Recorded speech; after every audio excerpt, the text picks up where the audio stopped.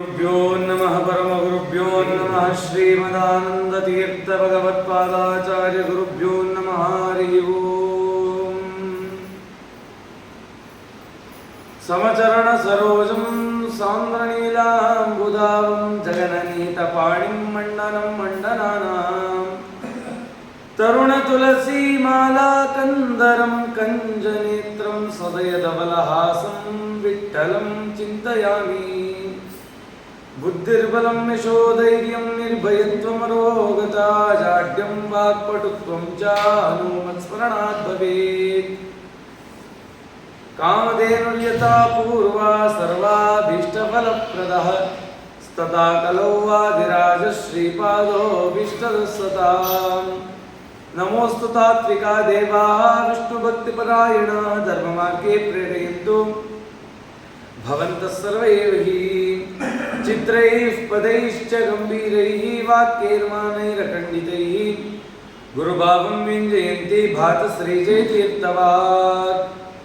अर्थिकल्पितकल्पोऽयं प्रत्यर्थिगजकेसरी व्यासतीर्थगुरुर्भूयादस्मदिष्टार्थसिद्धये।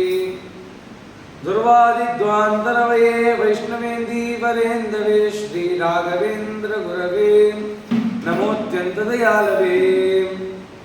रामपादाम्बुजासक्तं राघवेन्द्र गुरुप्रियं मुनीन्द्रयोगिनं सेवे कामितार्थप्रदायकम्। अज्ञानतिमिरच्छेदं बुद्धिसम्पत्प्रदायकं विज्ञानविमलं शान्तं विजयाख्यगुरुं भजे। हयग्रीवपदाम्बोजमानसं स्वाधीशप्रियं गुरुगोविन्दविठलदासवर्यं गुरुं वन्दे निरन्तरम्। आपादमौलिपर्यन्तं गुरूणाम् आकृतिं स्मरेत् तेन विघ्नाः प्रणश्यन्ति सिद्ध्यन्ति च मनोरथाः। ಶ್ರೀಗುರುಭ್ಯೋ ನಮಃ ಹರಿ ಓಂ. ಯಾವ್ಯಾವ ಪಾಪಿ ಯಾವ್ಯಾವ ಥರ ಹುಟ್ಟುತ್ತಾನೆ, ಅವನು ಏನೇ ಈ ಜೀವನದಲ್ಲಿ ಆ ಹಳೆಯದನ್ನು ಅರ್ಥ ಮಾಡಿಕೊಂಡು ಈ ಜನ್ಮದಲ್ಲಿ ತಪ್ಪುಗಳಿಂದ ದೂರ ಆಗಬೇಕು ಅನ್ನೋದಕ್ಕೆ ನಿನ್ನೆ ಭಗವಂತ ಕೃಷ್ಣ ಗರುಡನಿಗೆ ಉಪದೇಶ ಮಾಡ್ದ. ಗರುಡ ಮತ್ತೆ ಪ್ರಶ್ನೆ ಕೇಳ್ತಾ ಇದ್ದಾನೆ. ಪದ್ಯತೆ ಮಾತುರ್ ಜಠರೇ ನರಕಾಗತಾಃ ನರಬಾಧ ದುಃಖಂ ಯದ್ ಭುಕ್ತೆ ತನ್ಮೇ ಕದೇ ಕೇಶವ. ಸ್ವಾಮಿ, ನೀನು ಹೇಳಿದೆ ಅವ್ರು ಯಾವ್ಯಾವುದೋ ಯೋನಿಲಿ ಹುಡ್ತಾರೆ ಬರ್ತಾರೆ ಅಂತ. ಮನುಷ್ಯನಾಗಿ ಮತ್ತೆ ಹುಟ್ಟುತ್ತಾನಲ್ವಾ, ಯಾವ್ಯಾವ ಪಾಪದಿಂದನೋ ಪುಣ್ಯದಿಂದ ಮನುಷ್ಯನಾಗಿ ಹುಟ್ಟುತ್ತಾನೆ. ಆ ಮನುಷ್ಯನಾಗಿ ಹುಟ್ಟುವಾಗ ಅವನ ಹುಟ್ಟು ಹೇಗಿದೆ ಅದನ್ನು ತಿಳ್ಕೋಬೇಕು. ಆ ಹುಟ್ಟು ಸುಖವೋ ದುಃಖವೋ ನೀನು ಹೇಳು. ಯಾಕೆ ಈ ಹುಟ್ಟು ಬರ್ತಾರೆ, ಈ ಹುಟ್ಟಿನಿಂದ ಹೇಗೆ ದೂರ ಆಗೋದು ಅದನ್ನೆಲ್ಲ ನನಗೆ ತಿಳಿಸು.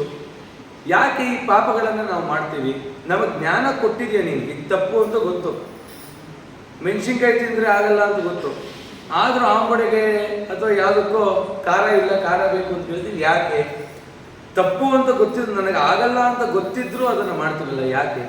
ಯಾಕೆ ಈ ಪಾಪವನ್ನು ಮತ್ತೆ ಸಂಗ್ರಹ ಮಾಡ್ಕೋತೀವಿ, ನಮ್ಮ ಹುಟ್ಟಿ ಯಾಕೆ ಹೀಗಿದೆ ಅಂತ ಕೇಳಿದಾಗ ಕೃಷ್ಣ ಹೇಳ್ತಾ ಇದ್ದಾನೆ. ಸ್ತ್ರೀ ಪುಂಸೋಸ್ತು ಪ್ರಸಂಗೇನ ನಿರುದ್ಧೆ ಶುಕ್ರ ಶೋಣಿತೆ ಯಥಾಯಂ ಜಾಯತೆ ಮರ್ತ್ಯುಸ್ತತಾ ವಕ್ಷ್ಯಾಮ್ಯಹಂ ತವ. ಗರುಡ,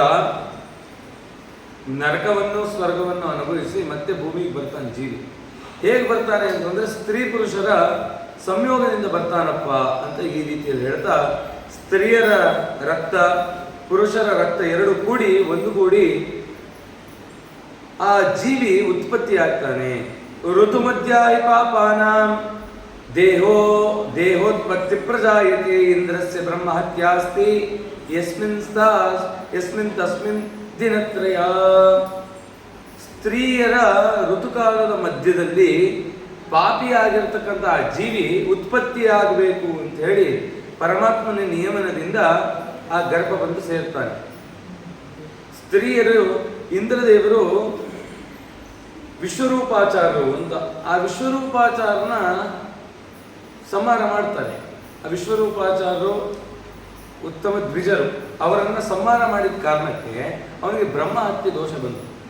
ಬ್ರಹ್ಮಹತ್ಯೆ ದೋಷ ಬಂತಲ್ಲ, ಇದನ್ನು ನಾನೇನು ಮಾಡಲಿ ಅಂತ ಕೇಳಿದಾಗ ಇದನ್ನು 4 ಜನರಿಗೆ ಹಂಚ್ತೀನಿ ಅಂತ ಅನ್ಕೊಂಡ.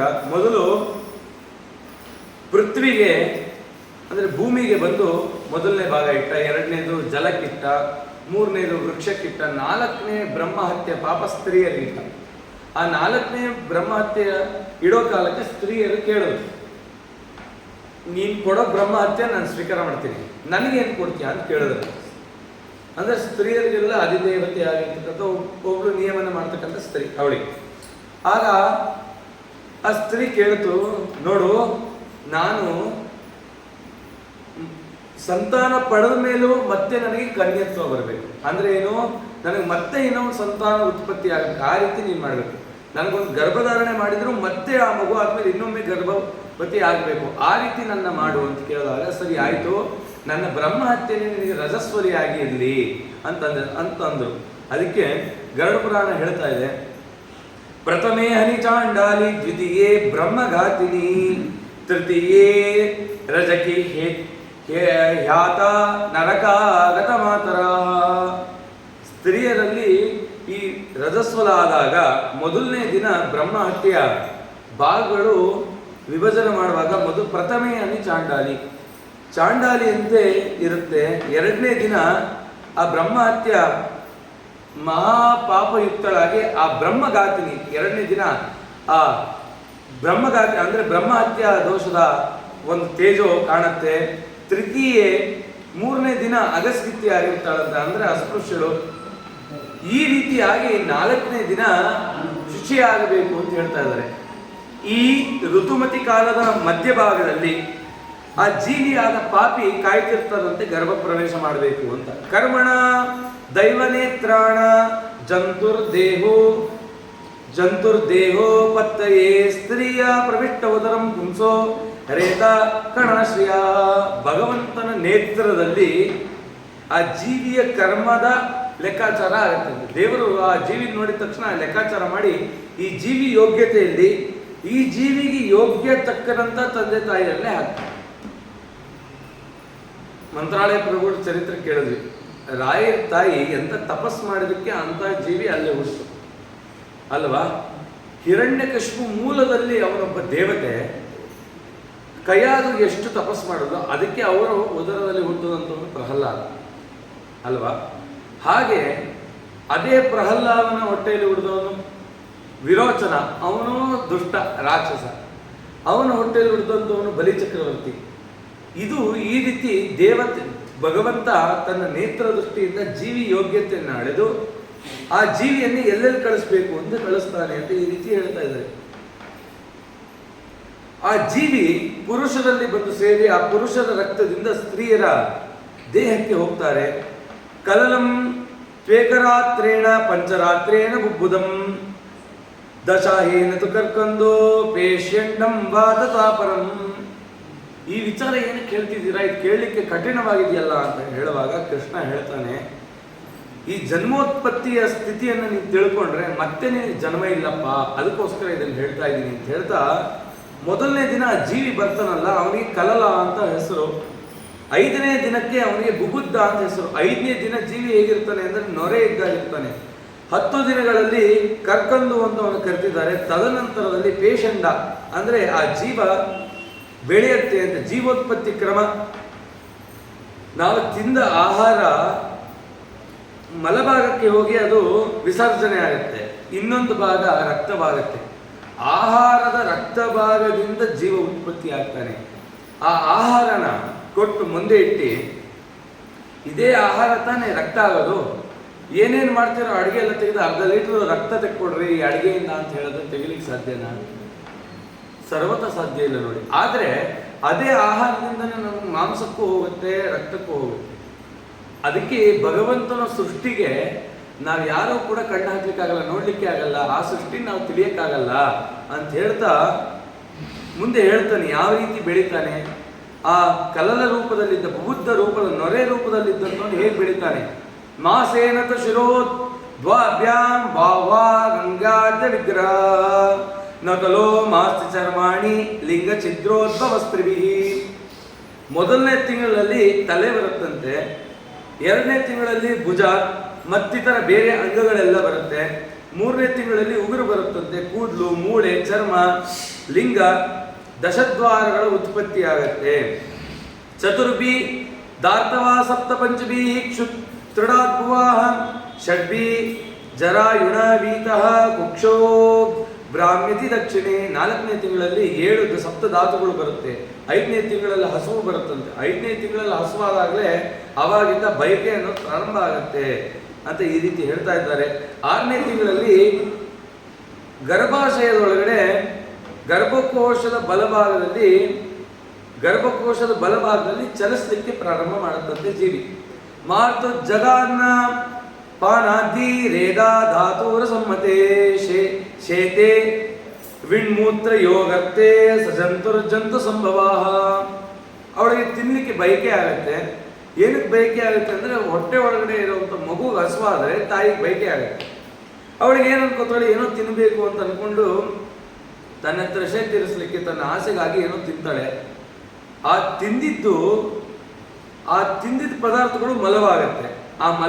ಆ ಮಲದಿಂದ ಹೊಟ್ಟೆ ಉದರದಲ್ಲಿ ಏನು ಸೇರುತ್ತೆ ಅದರಿಂದ ಕ್ರಿಮಿಕೀಟಗಳು ಹುಟ್ಟಿ ಆ ಜೀವಿನ ತಿನ್ಲಿಕ್ಕೆ ಶುರು ಮಾಡುತ್ತೆ ಹೊಟ್ಟೆಲಿ. ಯಾಕಂದರೆ ಅದು ಎಳೆಯ ಶರೀರ. ಈ ಕ್ರಿಮಿಕೀಟಗಳೆಲ್ಲ ಏನು ಮಾಡುತ್ತೆ, ಜಂತುಗಳಲ್ಲಿ ಏನೇನು ಹುಳುಗಳಿದೆಯೋ ಹೊಟ್ಟೆ ಒಳಗೆ ನಮಗೇನು ಗೊತ್ತು, ಆ ಎಲ್ಲ ಕ್ರಿಮಿಕೀಟಗಳು ಆ ಜೀವಿನ ಕಚ್ಚಲಿಕ್ಕೆ ಶುರು ಮಾಡಿದ್ರೆ ಅದಕ್ಕೆ ಎಲ್ಲ ಜ್ಞಾನ ಬಂದ್ಬಿಡುತ್ತಂತೆ, ಒಳ್ಳೆ ಬ್ರಹ್ಮಜ್ಞಾನ ಬಂದ್ಬಿಡುತ್ತಂತೆ. ಈ ನೋವನ್ನ ನಾನು ನರಕದಲ್ಲಿ ಅನುಭವಿಸಿದ್ದೀನಲ್ವಾ ಅಂತ ಅಂದ್ಕೊಡುತ್ತಂತೆ. ಓಹೋ, ನರಕದಲ್ಲಿ ಅನುಭವಿಸಿ ಮತ್ತೆ ಇಲ್ಲೇ ಬಂದ್ಬಿಟ್ನ, ನಾನು ಮತ್ತೆ ಇಲ್ಲೇ ಬಿದ್ನ ಅಂತ ನೋವು ಅನುಭವಿಸ್ಲಿಕ್ಕೆ ನೋಡ್ತಾನೆ. ಮತ್ತೆ ಸುಖವಿಲ್ಲದಂತೆ ಆಯ್ತೆ ಅಂತ ಒದ್ದಾಡ್ತಾನೆ. ಉಸಿರು ಕಟ್ಟದಂತೆ ಆಗತ್ತಂತೆ. ಅವುಗಳನ್ನೆಲ್ಲ ಸ್ಮರಿಸಿ ಆ ಗರ್ಭದಲ್ಲಿ ತಾಯಿ ತಿಂದ ಆಹಾರದಿಂದ, ಬೈಕೆಗಳನ್ನು ತಿಂದ ಆಹಾರಕ್ಕೆ ತಾಯಿಗೇನೋ ಖುಷಿ ಆದರೆ ಒಳಗಡೆ ಗರ್ಭದಲ್ಲಿರೋ ಮಗು ಅಳಕ್ಕೆ ಶುರು ಮಾಡ್ತದೆ, ಉಸಿರು ಕಟ್ಟಿಬಿಡುತ್ತಂತೆ. ಮತ್ತೆ ನಾನು ಈ ಮೃತ್ಯು ಲೋಕಕ್ಕೆ ಬಂದ್ಬಿಟ್ಟಿದ್ದೀನಲ್ಲಪ್ಪ, ಉಸಿರೇ ಆಡಲ್ವಂತೆ. ಒಂದು ನಿಮಿಷ ಅಷ್ಟು ಬಿಗಿ ಹಿಡಿದು ಬಿಡುತ್ತಂತೆ. ಎಷ್ಟೆಲ್ಲ ಯಾವ್ಯಾವುದೋ ಯೋನಿಲಿ ಹುಟ್ಟಿ ಹುಟ್ಟಿ ಹುಟ್ಟಿ ಮತ್ತೆ ಇದೇ ಗರ್ಭವಾಸ ಬಂದ್ಬಿಡ್ತಲ್ಲ ನನಗೆ. ಅದಕ್ಕೆ ಶ್ರೀರಂಗಮಲ್ಲಿ 9 ದಿನ ಗರ್ಭವಾಸ ಅಂತ ಮಾಡ್ತಾರೆ. ಏನಕ್ಕೆ ಅಂದರೆ ಮತ್ತೆ ನಾನು ತಾಯಿ ಗರ್ಭಕ್ಕೆ ಬರಬಾರ್ದು. 9 ದಿನ 9 ತಿಂಗಳು ಮಾಡ್ತಾರೆ. 9 ತಿಂಗಳಿಗೆ ಅಲ್ಲಿ ಮನೆ ಸಿಗುತ್ತೆ, ಒಂದೊಂದು ವರ್ಷಕ್ಕೆ ಮನೆ ಸಿಗುತ್ತೆ.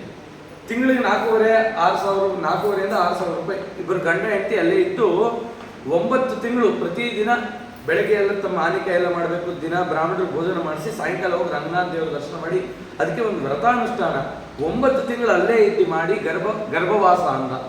ಮತ್ತೆ ನಾನು ಗರ್ಭಕ್ಕೆ ಬರಬಾರ್ದು ಅಂತ ಒಂದು ವ್ರತ, ಗರ್ಭವಾಸ ವ್ರತ ಅಂತ ಶ್ರೀರಂಗಮಲ್ಲಿ ಮಾಡ್ತಾರೆ. ಆ ಗರ್ಭದಲ್ಲಿರುವಾಗ ಈ ದುಃಖ ಬರುತ್ತೆ ಅಂತ ಹೇಳ್ತಾ ಇದ್ದಾರೆ. ನಾತಾಮಾನ ಋಷಿರ್ಭೀತ ಸಪ್ತವೃತಿ ಕೃತಾಂಜಲಿ ಸ್ತುವೀತಾತಂ ವಿಕ್ಲವಯ ವಾಚಾ ಯೋನಿರ್ಧರೇರ್ಪಿತ.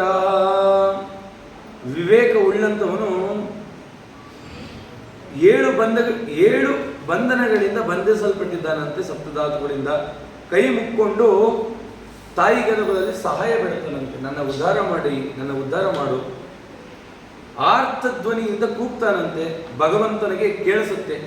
ಯಾರಿದು ದೀನಸ್ವರ ಮಾಡಿ ಕರಿತಾ ಇದ್ದಾರಲ್ಲ ಅಂತ ದೇವರು ನೋಡ್ತಾನೆ ಅಂತ ಈ ರೀತಿ ಹೇಳ್ತಾ ಇದ್ದಾರೆ. ಮನುಷ್ಯನ ಹುಟ್ಟು ಹೇಗಿದೆ, ಆ ಹುಟ್ಟಿನ ನರಕ ಹೇಗಿದೆ ಅನ್ನೋದು ಮಗುಗೆ ಗೊತ್ತಾಗುತ್ತೆ ಅಂತ ಹೇಳುತ್ತೆ. ಕಿರಿದಾದ ಯೋನಿದ್ವಾರದಲ್ಲಿ ಬರುವಾಗ ಆ ಜೀವಿಗೆ ಎಷ್ಟು ನೋವಾಗುತ್ತೆ ಅಂದರೆ, ಕಬ್ಬಿನ ಯಂತ್ರದಲ್ಲಿ ಆ ಯಂತ್ರ ತಿರುಗಿಸಿದಾಗ ಬರ್ತಾನಲ್ಲ ಹಾಗೆ ಬರ್ತಾನಂತೆ ಜೀವಿ, ಅಷ್ಟು ನೋವಾಗತ್ತೆ. ಈ ದೇಹವೆಂಬೋ ಇದೇ ಮನೆ. ಈ ಮನೆಗೆ 2 ಕಾಲುಗಳೇ ಕಂಬಗಳು, ಸ್ನಾಯುಗಳೇ ಅದನ್ನು ಕಟ್ಟಿದೆ. ರಕ್ತ ಮಾಂಸಗಳೇ ಈ ಮನೆಗೆ ಬೇಕಾದಂಥ ಮಣ್ಣುಗಳನ್ನು. ನಮ್ಮ ದೇಹದಲ್ಲಿರೋ ರಕ್ತ ಮಾಂಸಗಳೇ ಈ ಮನೆ ಕಟ್ಟಲಿಕ್ಕೆ ಬೇಕಾದ ಮಣ್ಣು. ಕೂದಲು, ರೋಮ, ಉಗುರುಗಳೇ ಆಚ್ಛೇದನಗಳು. ಮಹಾದ್ವಾರವೇ ಹೆಬ್ಬಾಗಿಲು. ಉಳಿದ ದ್ವಾರ ಈ ನವರಂಧ್ರಗಳು ಅಂತ ಕರೆದಿದ್ದೀವಿ, ಇವೆಲ್ಲ ಬೆಳಕಿನ ಗವಾಕ್ಷಿಗಳಂತೆ. 2 ತುಟಿಗಳೇ ಬಾಗಿಲು. ನಾಲ್ಗೆನೇ ಮುಖ್ಯ ದ್ವಾರದ ಚಿಲಕ ಅಂತೆ. ಇಂತಹ ಹೊಲಸು ಮನೆಯಲ್ಲಿ 360 ಮೂಳೆಗಳಿದೆಯಂತೆ. 360 ಮೂಳೆಗಳು, 500 ಮಾಂಸಖಂಡಗಳಿದೆಯಂತೆ. 500 ಮಾಂಸಖಂಡಗಳು, 3.25 ಕೋಟಿ ರೋಮಗಳಿದೆಯಂತೆ. ಕೂದಲಿದೆ ರೋಮ ಎಷ್ಟಿದೆ ಅಂತ ಲೆಕ್ಕ ಗರುಡಪುರಾಣ ಹೇಳುತ್ತೆ. 3.25 ಕೋಟಿ ರೋಮಗಳಿದೆಯಂತೆ. 72,000 ನರನಾಡಿಗಳಿದೆಯಂತೆ. 32 ಹಲ್ಲು, 20 ಉಗುರು, 1 ಕೊಡದಷ್ಟು ಪಿತ್ತರಸ ಇದೆಯಂತೆ ದೇಹದಲ್ಲಿ. ನಿನಗೆ ಪಿತ್ತ ನೆತ್ತಿಗೇರಿಬೇಕು ಅಂತ ಹೇಳ್ತೀವಲ್ಲ, ಒಂದು ಕೊಡದಷ್ಟು ಪಿತ್ತ ರಸ ಇದೆ ಅಂತೆ. ಒಂದು ಸಣ್ಣ ಪಾತ್ರೆ ಅಂದರೆ ಕಾಫಿ ಮಾಡಲಿಕ್ಕೆ ಅಂತ ಒಂದು ಪಾತ್ರೆ ಇಟ್ಕೊಂಡಿರ್ತಾರೆ, ಚಿಕ್ಕ ಅಡಕ, ಆ ಚಿಕ್ಕ ಪಾತ್ರೆ ಎಷ್ಟು ಕಫ ಇದೆ ಅಂತೆ. ಆ ಕಫ ಅನ್ನೋದು ಉತ್ಪತ್ತಿ ಆಗ್ತಾನೆ ಇರುತ್ತೆ. 20 ಫಲ 1000 ಫಲ ಮಾಂಸ, 100 ಫಲ ರಕ್ತ, ಮಲಮೂತ್ರಗಳಂತೂ ಅದು ಎಷ್ಟು ಬರುತ್ತೋ ಹೋಗುತ್ತೋ. ಇಂಥ ಅಪವಿತ್ರವಾದ ದೇಹವನ್ನ ಪರಮಾತ್ಮ ತಾನು ಹೇಗೆ ಸ್ವೀಕಾರ ಮಾಡ್ತಾನೆ? ನಮಗೆ 4 ದಿಕ್ಕಿನಲ್ಲೂ ಕೊಳ್ತೋಗಿರುವಂಥ ಆಪಲ್ ಕೊಟ್ಟು ಆಚಾರ್ಯ ತಗೊಳ್ಳಿ ತುಂಬ ಚೆನ್ನಾಗಿ ತಿನ್ನಿ ಅಂದರೆ ನಾವು ತಿನ್ಲಿಕ್ಕೆ ಹೋಗ್ತೀವ? ನಾವು ಅಪೂರ್ಣವಾದ ಅಪವಿತ್ರವಾದಂಥ ಜೀವಿಗಳು ಪರಮಾತ್ಮನ ಹತ್ರ ಹೋಗಿ ರಕ್ಷಣೆ ಮಾಡಪ್ಪ ಅಂತ ಕೇಳಿದ್ರೆ ಅವನು ರಕ್ಷಣೆ ಮಾಡಬೇಕ ನಮ್ಮನ್ನ? ಕಾಮ ಕ್ರೋಧಾದಿಗಳಿಂದ ಬೆಂದು ಹಾಳಾದಂಥ ನಾವು ಇಡೀ ಜೀವವೇ ಕೊಳತಂಥದ್ದು, ಇದನ್ನ ಸ್ವಾಮಿ ಹೇಗೆ ಸ್ವೀಕಾರ ಮಾಡ್ತಾನೆ? ಅದಕ್ಕೆ ನೀನು ಉದ್ಧಾರ ಆಗು ಅಂತ ಗರುಡ ಪುರಾಣ ಹೇಳ್ತಾ ಇದೆ. ಅಂಗಲಾಚಿ ಬೇಡ. ಆರಭ್ಯ ಸಪ್ತಮಾಸಾಸಾದ್ ಲಬ್ಧ ಬೋಧೋಪಿ ವೇತಪಿ ನೈಕತ್ರಾಸ್ತೆ ಸುತಿ ವಾತೈರ್ ವಿಷ್ಟಭೂರೀವ ಸೋದರ. 7ನೇ ತಿಂಗಳ ಪ್ರಾರಂಭದಲ್ಲಿ ಅವನಿಗೆ ವಿಶೇಷವಾದ ಜ್ಞಾನ ಉಂಟಾಗತ್ತಂತೆ ಗರ್ಭದಲ್ಲಿ. 7ನೇ ತಿಂಗಳಲ್ಲಿ ಪ್ರಸೂತಿ ವಾಯುದೇವರು ಅವನ ಹೊಡೆತದಿಂದಾಗಿ ಪ್ರಸೂತಿ ವಾಯುದೇವರು ಒಳಗಡೆ ಇದ್ದು ಅವನಿಗೆ ನುಗ್ತಾರಂತೆ. ಸಾಕು ನೀನು ಇಲ್ಲಿದ್ದು ಹೊರಗೆ ಹೋಗು. ಅವನ ಹೊಡೆತದಿಂದ 10ನೇ ತಿಂಗಳಲ್ಲಿ ಬೀಳ್ತಾನೆ ಅಂತ ಈ ರೀತಿ ಹೇಳ್ತಾರೆ. ಆ 7ನೇ ತಿಂಗಳಲ್ಲಿ ಆ ಪ್ರಸೂತಿ ವಾಯುವಿನ ಗಾಳಿಯಿಂದ ಆ ಜೀವಿ ಏನಾಗ್ತಾನೆ ಅಂತಂದ್ರೆ, ಮಲಗಳಿಂದ ಉತ್ಪತ್ತವಾದ ಕ್ರಿಮಿಗಳೆಲ್ಲ ಹೊಟ್ಟೆಯ ಯಾವುದಾದ್ರೂ ಭಾಗದಲ್ಲಿ ಇರುತ್ತಂತೆ.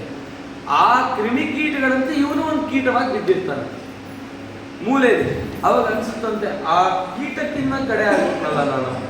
ಇಂಥ ಜನನ ಮರಣಗಳನ್ನ ನಾನು ತಪ್ಪಿಸ್ಕೋಬೇಕು ಅಂದ್ರೆ ಈ ಜನ್ಮನೇ ನನ್ನ ಕಡೆ ಜನ್ಮ, ನಾನು ಭೂಮಿಗೆ ಬಂದ್ಮೇಲೆ ಪಾಪ ಮಾಡಲ್ಲ ಅಂತ ಸಂಕಲ್ಪ ಮಾಡ್ತಾನೆ ಹೊಟ್ಟೆ ಒಳಗೆ.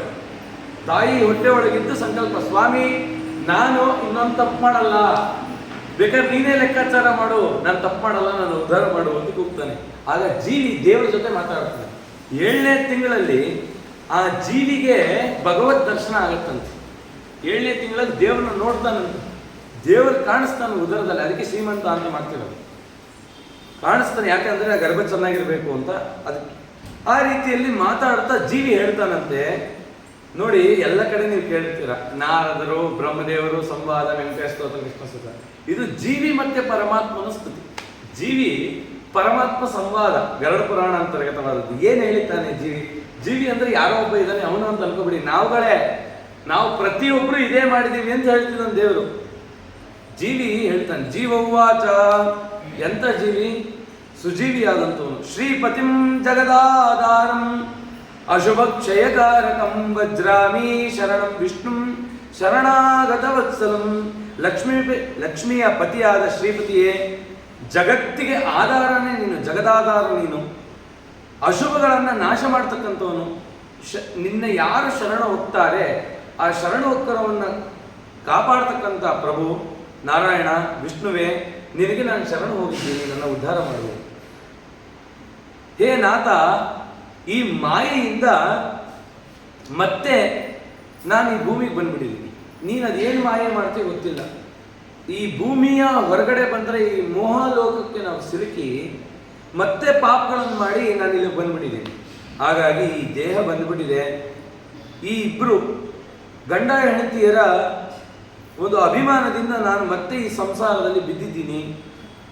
ಕೃತಂ ಪರಿಧನ್ಯಸ್ಯಾರ್ಥೇ ಮಯಾ ಕರ್ಮಶುಭಾಶುಭಂ ಏಕಾಕಿತೇನ ದದ್ಗೋಹಂ ಗತಾಸ್ತೆ ಫಲಭಾಗಿನ. ನಾನು ಹಿಂದೆ ನನ್ನ ಕುಟುಂಬದವ್ರನ್ನ ಪೋಷಿಸಬೇಕು ಅಂತ ಶುಭಾಶುಭ ಕರ್ಮಗಳನ್ನೇ ಆಚರಿಸಲಿಲ್ಲ. ಅವರು ಉದ್ಧಾರಕ್ಕಾಗಿ ಶುಭಾಶುಭ ಕರ್ಮಗಳನ್ನು ಆಚರಿಸಿದೆ.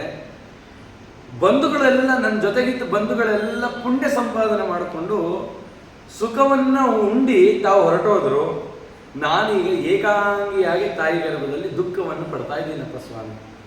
ಯದಿ ಯೋನ್ಯ ಪ್ರಮುಚ್ಯೇಹಂ ತತ್ಸ್ಮರಶ್ಯೇ ಪದಂ ತವ ತಮಪಾಯಂ ಕರಿಷ್ಯಾಮಿ ಏನ ಮುಕ್ತಿಂ ವ್ರಜಾಮ್ಯಹಂ. ಒಂದು ವೇಳೆ ನೀನು ಈ ಗರ್ಭದಿಂದ ನನ್ನೇನಾದ್ರು ಬಿಡುಗಡೆ ಮಾಡಿಬಿಟ್ರೆ ನಿನ್ನ ಪಾದವನ್ನೇ ಸ್ಮರಿಸ್ತಿರ್ತೀನಿ. ನಿನ್ನ ಪಾದವನ್ನು ಬಿಟ್ಟು ನಾನು ಇನ್ನೇನೂ ಸ್ಮರಿಸಲ್ಲ. ದಯವಿಟ್ಟು ಈ ಬಿಡುಗಡೆಯನ್ನು ಮಾಡಿಬಿಡು. ಯಾವುದರಿಂದ ನಾನು ಮುಕ್ತಿ ಪಡಿಬಹುದೋ ಅಂಥ ಉಪಾಯವನ್ನೇ ನಾನು ಮಾಡ್ತೀನಿ. ಹೊಟ್ಟೆಲಿದ್ದಾಗ ಅಂತನಂತೆ ಭಾಗವತ ಹೇಗೆ ಹೇಳಿದೆ ಅದರಂತೆ ನಾನು ನಡೆಯುತ್ತೀನಿ. ವೇದಗಳೇನು ಹೇಳ್ತಿದೆ ಅದನ್ನು ವಿಹಿತವಾಗಿ ನಾನು ನಡೆಯಲ್ಲ. ತುಂಬ ಧರ್ಮಾಚರಣೆ ಮಾಡ್ತೀನಿ. ತಂದೆ ತಾಯಿಗಳಿಗೆ ಗೌರವ ಕೊಡ್ತೀನಿ. ಆಚಾರ್ಯರಲ್ಲಿ ವಿಶೇಷವಾದ ಜ್ಞಾನವನ್ನು ಭಕ್ತಿಯನ್ನು ಮಾಡ್ತೀನಿ. ಅವರಿಂದ ಜ್ಞಾನವನ್ನು ಪಡೆದು ಜೀವನ್ಮುಕ್ತನಾಗ್ತೀನಿ ಅಂತ ಸಂಕಲ್ಪ ಮಾಡ್ಕೊತಾ ಇದ್ದಾನಂತೆ. ದೇವರು ಕೇಳಿಸ್ಕೊತಾ ಇದ್ದಾನೆ, ಏನೇನು ಸಂಕಲ್ಪ ಮಾಡ್ತೀನಿ ಮಾಡು. ವಿಣ್ಮೂತ್ರಕೋಪಿ ಪತಿತೋ ದದ್ಗೋಹಂ ಚಟರಾಗ್ನಿನ ಇಚ್ಛಾನೀತೋ ವಿವಸುತಂ ಕದಾ ನಿರ್ಯಾಸತೆ ಬೈ. ಭಗವಂತನೇ, ಈ ಮಲಮೂತ್ರಗಳ ಕೂಪದಲ್ಲಿ ಬಿದ್ದಿರ ಅಂತ ನಾನು ತಾಯಿಯ ಉದರದಲ್ಲಿರ್ತಕ್ಕಂಥ ಜಠರಾಗ್ನಿ, ಆ ಜಠರಾಗ್ನಿಯ ಶಾಖಕ್ಕೆ ಸುಟ್ಟು ಕರಕಲಾಗ್ಬಿಟ್ಟಿದ್ದೀನಿ. ಯಾವಾಗ ನನ್ನ ಹೊರಗಡೆ ಕಳಿಸ್ತೇ ಹೇಳಪ್ಪ, ದಯವಿಟ್ಟು ನನ್ನ ಇಲ್ಲಿಂದ ಹೊರಗಡೆ ಕಳಿಸ್ಬಿಡು. 7, 8, 9ನೇ ತಿಂಗಳು ಮಗು ಇಷ್ಟು ಒದ್ದಾಡುತ್ತೆ. ಕ್ಷಣಕ್ಕೆ ದೇವರನ್ನ ಕೇಳುತ್ತೆ, ಇದನ್ನು ತಪ್ಪಿಸ್ಬಿಡು, ಮತ್ತೆ ನನಗೆ ಜನನ ಮಾಡೋಣ ಬೇಡಪ್ಪ, ಈ ನೋವು ಸಾಕು. ಯಾಕಂದ್ರೆ ನೋಡಿ, ನಿಮ್ಮನ್ನೇ ಒಂದು ಹಾಸಿಗೆ ಮೇಲೆ ಮಲಗಿಸ್ಬಿಟ್ಟು ಒಂದು 3 ದಿನ ಎದ್ದೇಳಬೇಡ, ಇಲ್ಲೇ ಮಲ್ಕೋ ಅಂತಂದ್ರೆ ಆಗತ್ತಾ? ಆರಾಮಾಗಿದೆಯಲ್ಲಪ್ಪ, ಒಳ್ಳೆ ಹಾಸಿಗೆ ಮಲ್ಕೋ, ಫ್ಯಾನ್ ಹಾಕ್ತೀನಿ, ಎದ್ದೇಳೇ ಕುಡ್ದು ಕೈಕಾಲು ಕಟ್ಟಾಕ್ತೀನಿ ಅಂತಂದ್ರೆ 3 ದಿನ ಮಲಗಕ್ಕಾಗಲ್ಲ. ಇನ್ನು 9 ತಿಂಗಳು ಅಲ್ಲಾಡಕ್ಕಾಗಲ್ಲ, ಗಾಡಿ ಇಲ್ಲ, ಅವಳೇನು ತಿಂತಾಳೋ ಅವಳಿಗೆ ಬಯಕೆ ಆಯಿತು, ಅವಳು ಖಾರ ತಿನ್ಬೇಕು ಅನ್ಸಿದ್ರೆ ಆ ಖಾರ ಅವಳಿಗೆ ಈತ, ನನ್ನ ಮೈ ಉರಿ. ಇಂಥ ನರಕ ಯಾತನೆ ತಾಯಿ ಗರ್ಭದಲ್ಲಿ ಯಾಕೆ ದೇವರಿಗೆ ತೋರಿಸ್ತಾ ಅಂತಂದ್ರೆ, ಹುಟ್ಟಕ್ಕಿಂತ ಪೂರ್ವದಲ್ಲಿ ಆ ಸಂಬಂಧ ಹಳೇ ಜನ್ಮದ ಪಾಪದ ಕರ್ಮವನ್ನ ತಾಯಿ ಗರ್ಭದಲ್ಲೂ ಅನುಭವಿಸಬೇಕು. ಇದಕ್ಕೆ ಕರ್ಮ ಬಂಧ ಅಂತ ಹೇಳಿರೋದು. ಹೋದ ಜನ್ಮದ ಕರ್ಮ ಅಲ್ಲೇ ಫುಲ್ ಕಳೀಲಿಕ್ಕಾಗಲ್ಲ, ಆ ಕರ್ಮ ಭಾಗನೇ ಇನ್ನೊಂದು ಜನ್ಮ. ಮತ್ತೆ ನಾವು ಜನ್ಮ ಎತ್ತಬಾರ್ದು ಅಂದ್ರೆ ಈ ಕರ್ಮವನ್ನು ಕಳ್ಕೋಬೇಕು. ಎಲ್ಲಿವರೆಗೂ ಕರ್ಮನೇ ಮಾಡ್ತಿರ್ತೀವೋ ಅಲ್ಲಿವರೆಗೂ ಜ್ಞಾನ ಬರಲ್ಲ. ಕರ್ಮನೇ ಬೇರೆ, ಜ್ಞಾನನೇ ಬೇರೆ. ಕರ್ಮ ಯಾವತ್ತು ಬಿಟ್ಟೋಗುತ್ತೋ ಅವತ್ತು ಜ್ಞಾನ ಪ್ರಾಪ್ತಿ ಆಗುತ್ತೆ. ಆ ಜ್ಞಾನ ವಿಶೇಷ ಜ್ಞಾನ ಆದರೆ ಅದು ಅಪರೋಕ್ಷ ಜ್ಞಾನ ಆಗುತ್ತೆ. ಆ ಅಪರೋಕ್ಷ ಜ್ಞಾನದಿಂದ ಪರಮಾತ್ಮನನ್ನು ಕಂಡ್ರೆ ಅವಾಗ ಮೋಕ್ಷಕ್ಕೆ ದಾರಿ ಆಗುತ್ತೆ. ನಾವಿನ್ನೂ ಕರ್ಮನೇ ಶುರು ಮಾಡದೇ ಇದ್ರೆ, ಅಡಿಗೆಯವರು ಬಂದಿದ್ದಾರ ಅಂತ ಕೇಳ್ತೀವಿ, ಮಧ್ಯಾಹ್ನ 12 ಗಂಟೆ ಆಯ್ತು, ಅಡಿಗೆಯವರು ಬಂದ್ರ, ಅಡಿಗೆಯವರೇ ಬಂದಿಲ್ಲ ಅಂದ್ರೆ ನೀವು ಊಟ ಯಾವಾಗ ಅಲ್ವಾ? ಅಡಿಗೆಯವ್ರು ಬರಬೇಕು, ಸ್ನಾನ ಮಾಡಬೇಕು, ಒಲೆ ಹಚ್ಚಬೇಕು, ಪಾತ್ರೆ ಇಡಬೇಕು, ನೀರು ಬಿಸಿ ಆಗಬೇಕು. ನಾವಿನ್ನೂ ಅಡಿಗೆಯವ್ರನ್ನೇ ಕರೆಸಿಲ್ಲ ಅಂದ್ರೆ ನಾವಿನ್ನೂ ಕರ್ಮದ ಪ್ರಾರಂಭವೇ ಮಾಡಿಲ್ಲ ಅಂದ್ರೆ ಇನ್ನು ಉದ್ಧಾರ ಆಗೋದು ಯಾವುದು? ಹುಟ್ಟಿದ ತಕ್ಷಣದಿಂದ ನಾನು ಈ ಕರ್ಮವನ್ನು ಕಳ್ಕೊಳ್ಳಿಕ್ಕೆ ಪ್ರಯತ್ನ ಪಡ್ತೀನಿ. ಹೆಂಗೆ ಅಂತ ಕೇಳೋದು ದೇವರು. ನೀನು ಪಾದಸ್ಮರಣೆ ಮಾಡ್ತೀನಿ. ಯಾವ್ದಾದ್ರು ಮಗು ಹುಟ್ಟಿದ ತಕ್ಷಣ ಪಾದಸ್ಮರಣೆ ಮಾಡೋದು ನೋಡಿದ್ದೀರಾ? ಪ್ರಹ್ಲಾದ ಒಬ್ಬನೇ ತಾಯಿ ಗರ್ಭದಲ್ಲೇ ಪರಮಾತ್ಮನನ್ನು ಸ್ತುತಿ ಮಾಡಿದನು. ಅಂಥ ಅವನು ಮುಂದೆ ಹೇಳ್ತಾರೆ, ಏನೇ ದೃಶಮ್ಯ ವಿಜ್ಞಾನಂ ದತ್ತಂ ದೀನದಯಾಲಿನ ತಮೇವ ಶರಣಂ ಯಾಮಿ ಪುನರ್ಮೇ ಮಾಸ್ತ ಸಂಸ್ಕೃತಿ. ದೀನರಿಗೆ ದಯಾಳು ಆಗಿರ್ತಕ್ಕಂಥ ಶ್ರೀಹರಿಯೇ, ಈ ರೀತಿಯಿಂದ ವಿಶೇಷವಾದ ಜ್ಞಾನ ನನಗೆ ನಿನ್ನಿಂದ ಬಂದಿದೆ. ಹಾಗಾಗಿ ನೋಡು, ನನಗೆ ಜ್ಞಾನ ಬಂದಿದ್ದಕ್ಕೆ ನಾನು ನಿನ್ನ ಹತ್ರನೇ ಬಂದಿದ್ದೀನಿ. ನನ್ನ ನೀನೇ ಉದ್ಧಾರ ಮಾಡಬೇಕು, ನನ್ನ ಅನ್ಯರನ್ನ ಆಶ್ರಯಿಸಲ್ಲ. ಯಾಕಂದ್ರೆ ನೀನೇ ಎಲ್ಲ ಜೀವಿಗಳನ್ನು ಉದ್ಧಾರ ಮಾಡಬೇಕು ಅನ್ನೋ ಜ್ಞಾನ ನನಗೆ ವಿಶೇಷವಾಗಿ ಉಂಟಾಗಿದೆ ಅಂತ ಹೇಳ್ತಾ ಇದ್ದಾನೆ. ಹೊರಗಡೆ ಬಂದಿದ ತಕ್ಷಣ ಯಾವುದೇ ದುರ್ಗತಿ ಉಂಟಾಗಲಿ, ನನಗೇನೇ ಕಷ್ಟ ಬರಲಿ, ನಾನು ಧರ್ಮ ಬಿಡಲ್ಲ ಅಂತ ಹೇಳ್ತಾನೆ. ಹಾಗಾಗಿ ನನ್ನ ಉದ್ಧಾರ ಮಾಡಪ್ಪ, ಈ ಮಹಾ ದುಃಖದಲ್ಲಿ ನಾನು ಮುಳುಗೋಗ್ಬಿಟ್ಟಿದ್ದೀನಿ. ಈ ದುಃಖದಿಂದ ನನ್ನ ದೂರ ಮಾಡಿ ನಿನ್ನ ಪಾದಾಶ್ರಯವನ್ನು ನನಗಿಟ್ಟು ನಿನ್ನ ಪಾದದಲ್ಲೇ ಯಾವಾಗಲೂ ರತಿಯನ್ನು ಇಟ್ಟು ನನ್ನನ್ನು ಉದ್ಧಾರ ಮಾಡು ಅಂತ ಕೇಳ್ದ. ಆಗ ದೇವರು ಕೂಡ ಜೀವಿ ಜೊತೆ ಹೊಟ್ಟೆಯಲ್ಲಿ ಮಾತಾಡ್ತಾನೆ. ಶ್ರೀ ಭಗವಾನ್ ವಾಚ ಏವಂ ಕೃತಿಮತಿರ್ಗರ್ಭೆ ದಶಮಾಸ್ತ್ಯ ಸುಮನ್ ಋಷಿ ಸದ್ಯ ಕ್ಷಿಪತ್ಯವಾಚೀನಂ ಪ್ರಸೂತ್ಯೈ ಸೂತಿ ಮಾರುತಃ. ನೀನು ನಿಶ್ಚಯ ಮಾಡಿಕೊಂಡಲ್ಲ ಈ ಥರ ಎಲ್ಲ ಸಂಕಲ್ಪ, ನಾನು ಯಾವಾಗಲೂ ನಿನ್ನ ಪಾದದಲ್ಲೇ ರತಿ ಇಟ್ಟಿರ್ತೀನಿ, ಭಗವಂತನಲ್ಲಿ ವಿಶೇಷವಾದ ಸೇವೆಯನ್ನು ನಾನು ಮಾಡ್ತೀನಿ, ಧರ್ಮಾಚರಣೆಯನ್ನು ಬಿಟ್ಟು ಹೋಗಲ್ಲ ಅಂತ. ನೀನು ಹುಟ್ಟಿದ ತಕ್ಷಣ ಅಳ್ತಿಯಲ್ಲ ಯಾಕೆ ಅಂತ ಕೇಳಿದೆ. ಹುಟ್ಟಿದ ತಕ್ಷಣ ಅಳ್ತಿಯಲ್ಲ, ಅತ್ತಿಲ್ಲ ಅಂದ್ರೆ ಏನು ಮಾಡ್ತಾರೆ, ಮಗುನ ಉಲ್ಟಾ ಹಾಕೊಂಡು ದಬಾರ್ ದಬಾರ್ ಅಂತ ಕೊಟ್ಟಾದ್ರೂ ಅಳಿಸ್ತಾರೆ. ಯಾಕೆ ಅಂತಂದ್ರೆ ಭೂಮಿಗೆ ಬಂದಿದ ತಕ್ಷಣ ಈ ಮೋಹ ಎಲ್ಲ ಕಂಡುಬಿಟ್ಟು ಇದರಲ್ಲಿ ಆಸಕ್ತಿ ಹುಟ್ಟುಬಿಟ್ಟು ಅಯ್ಯಯ್ಯೋ ಇಂತಹ ಸಂಕಲ್ಪ ಮಾಡ್ಬಿಟ್ನಲ್ಲಪ್ಪ ನಾನು ಅಂತ ಅಳ್ತಂತೀನಿ. ಇಂಥ ಎಲ್ಲ ಸುಖ ಇರುವಾಗ ನೀನು ಸನ್ಯಾಸಿ ಅಂತ ಜೀವನ ಮಾಡ್ತೀನಿ ಅಂತ ಅನ್ಕೊಂಡ್ಬಿಟ್ನಲ್ಲ ಹೊಟ್ಟೆಲಿ, ಅದಕ್ಕೆ ಕಿಟಾರ್ ಅಂತ ಹತ್ಬಿಟ್ಟು ನನ್ನ ಜ್ಞಾನ ಎಲ್ಲ ಅಜ್ಞಾನ ಆಗೋಯ್ತೆ ಅಂತ ಅಂದ್ಬಿಡ್ತಾರೆ. ಇವೆಲ್ಲ ಹೊರಟೋಯ್ತು. ಹೊಟ್ಟೆಯಲ್ಲಿದ್ದ ವೈರಾಗ್ಯ ಎಲ್ಲ ನಾಶ ಆಯ್ತಲ್ಲ, ಹತ್ತುಬಿಡ್ತು. ಮತ್ತೆ ಬಿದ್ದುಬಿಟ್ಟೆ ಈ ಸಂಸಾರಕ್ಕೆ, ಈ ಮೋಹಕ್ಕೆ ಬಿದ್ದುಬಿಟ್ಟೆ. ಹುಟ್ಟಿದ ತಕ್ಷಣ ತಾಯಿಯಲ್ಲಿ ಮೋಹ ಹುಟ್ಟುಬಿಡುತ್ತಂತೆ. ಯಾಕೆ ಅಂದ್ರೆ ಅವಳು ನನ್ನ ಸ್ತನ್ಯಪಾನ ಮಾಡ್ತಾಳೆ, ನಂಗೆ ಹೊಟ್ಟೆ ಹಸಿವಾಗ್ತಿದೆ. ದೇವರು ಹೇಳ್ತಾನೆ, ತೇನಾವ ಸೃಷ್ಟಿ ಸಹಸ ಕರ್ತವಾ ಕ್ಷೀರ ಆತುರ ವಿನಾಶ್ಕ್ರಮತೆ ಕೃಚ್ಛೇಣ ನಿರಶ್ವಾಸೋ ಹತ ಸ್ಮೃತಿ.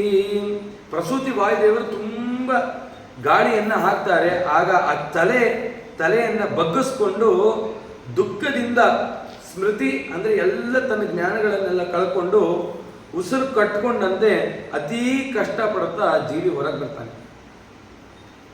ಭೂಮಿ ಮೇಲೆ ಮಲಮೂತ್ರಗಳಲ್ಲಿ ಬಿದ್ದು, ಅಂದರೆ ಹುಟ್ಟಿದ ತಕ್ಷಣ ಹಾಸಿಗೆ ಮೇಲೆ ಅಲ್ಲಿ ಇಲ್ಲಿ ಬಿದ್ದು ಆ ಚೇಷ್ಟೆಗಳನ್ನು ಮಾಡ್ತಾ ಆ ಜ್ಞಾನ ಎಲ್ಲ ಹೊಟ್ಟೋಗುತ್ತೆ. ವಿಪರೀತವಾದ ದುಃಖಗತಿಯನ್ನು ಹೊಂದಿ ಮತ್ತೆ ಗಟ್ಟಿಯಾಗಿ ಅಳ್ತಾನಪ್ಪ ಗರ್ಭದಲ್ಲಿ. ಅದಕ್ಕೆ ಪರಮಾತ್ಮ ಹೇಳಿದ ಒಂದು ಉಪದೇಶ ಮಾಡ್ತಾನಂತೆ, ಜೀವಿಗಳು ನೀವು ಹೆಂಗೆ ಬದುಕಬೇಕು, ಯಾವುದನ್ನು ಚಿಂತನೆ ಮಾಡಿ ನಾನು ಒಳ್ಳೆ ದಾರಿಗೆ ಬರಬೇಕು ಅಂತ ಹೇಳ್ತೀನಿ ಅಂದ. ಗರ್ಭೆ ವ್ಯಾಧೋ ಸ್ಮಶಾನೆ ಚ ಪುರಾಣೆ ಯಾ ಮತಿರ್ಭವೇತ್ ಸಾ ಯದಿ ಸ್ಮರತಾಂ ಯಾತಿ ಕೋನ ಮುಚ್ಚೇತೆ ಬಂಧನಾತ್.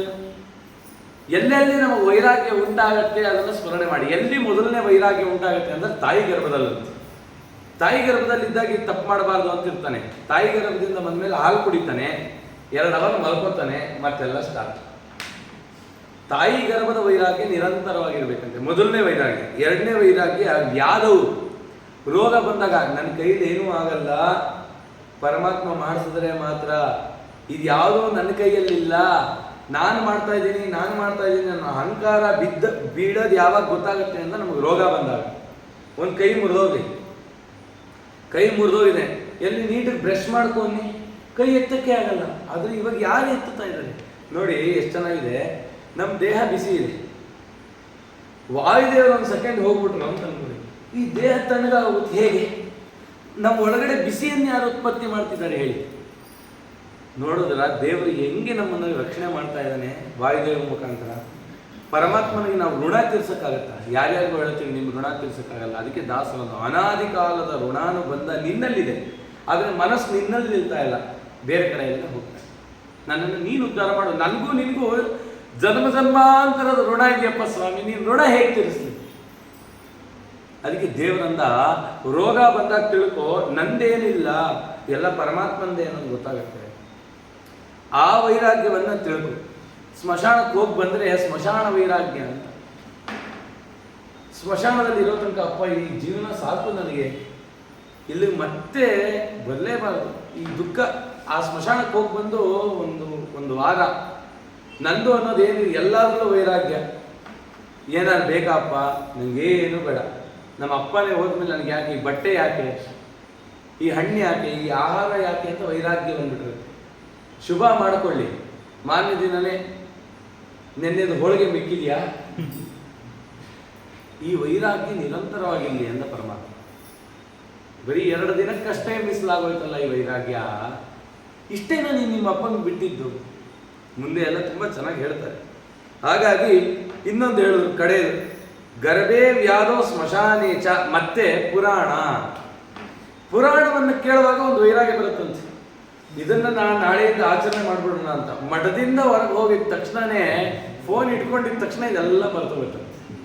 ಅದಕ್ಕೆ ಇಲ್ಲಿ ಕೂತ್ಕೊಂಡೇ ಸಂಕಲ್ಪ ಮಾಡ್ಬೇಕಂತೆ. ಓಹೋ 10 ವಿಚಾರ ಹೇಳಿದ್ದಾರೆ, ಒಂದು ವಿಚಾರನಾದರೂ ಅಭ್ಯಾಸ ಮಾಡಲಿಕ್ಕೆ ಪ್ರಯತ್ನ ಮಾಡೋಣ, ದೇವರನ್ನ ಹೊಂದಲಿಕ್ಕೆ ಪ್ರಯತ್ನ ಮಾಡೋಣ ಅನ್ನೋ ಸಂಕಲ್ಪ ಮಾಡುವಂತ ಪರಮಾತ್ಮ ಹೇಳ್ತಾ ಇದ್ದಾನೆ. ಯದಾ ಗರ್ಭಾತ್ ಬಹಿರ್ಯಾತಿ ಕರ್ಮಭೋಗಾದನಂತರಂ ತದೈವ ವೈಷ್ಣವಿ ಮಾಯಾ ಮೋಹ ಯತ್ಯೇವ ಪುರುಷಂ. ಹೀಗೆ ಜೀವನು ಕರ್ಮಫಲವನ್ನು ಅನುಭವಿಸ್ತಾ ಗರ್ಭದಿಂದ ಹೊರಗೆ ಬಂದ ಕೂಡಲೇ ಆ ಪರಮಾತ್ಮನ ಮಾಯೆಯಿಂದ ಆವೃತನಾಗಿ ತಾಯಿಯಲ್ಲಿ ಅಭಿಮಾನ ಮಾಡ್ತಾನೆ. ಅಪ್ಪ ಬಂದು ನೋಡ್ತಾನೆ, ಅಪ್ಪ ಅಪ್ಪ ಅಪ್ಪ ಅಂತ ಎಲ್ಲರೂ ಹೇಳಿದ್ರೆ ತಕ್ಷಣದಲ್ಲೇ ಅಭಿಮಾನ ಮಾಡಲಿಕ್ಕೆ ಶುರು ಮಾಡುತ್ತೆ. ಅಭಿಮಾನ ಬಂದ್ಬಿಡ್ತಾನೆ, ನಮ್ಮಪ್ಪ ಇವರಿಬ್ಬರು ನನ್ನನ್ನು ನೋಡ್ಕೊಳ್ತಾರೆ. ಅಭಿಮಾನ ಯಾವಾಗ ಬಂತು, ಪರಮಾತ್ಮನಲ್ಲಿ ವಿಶ್ವಾಸ ಬರುತ್ತೆ. ಸತದಾ ಮಾಯ ಸೃಷ್ಟೋ ನ ಕಿಂಚಿತ್ ವದತೆ ವಶಾಹ.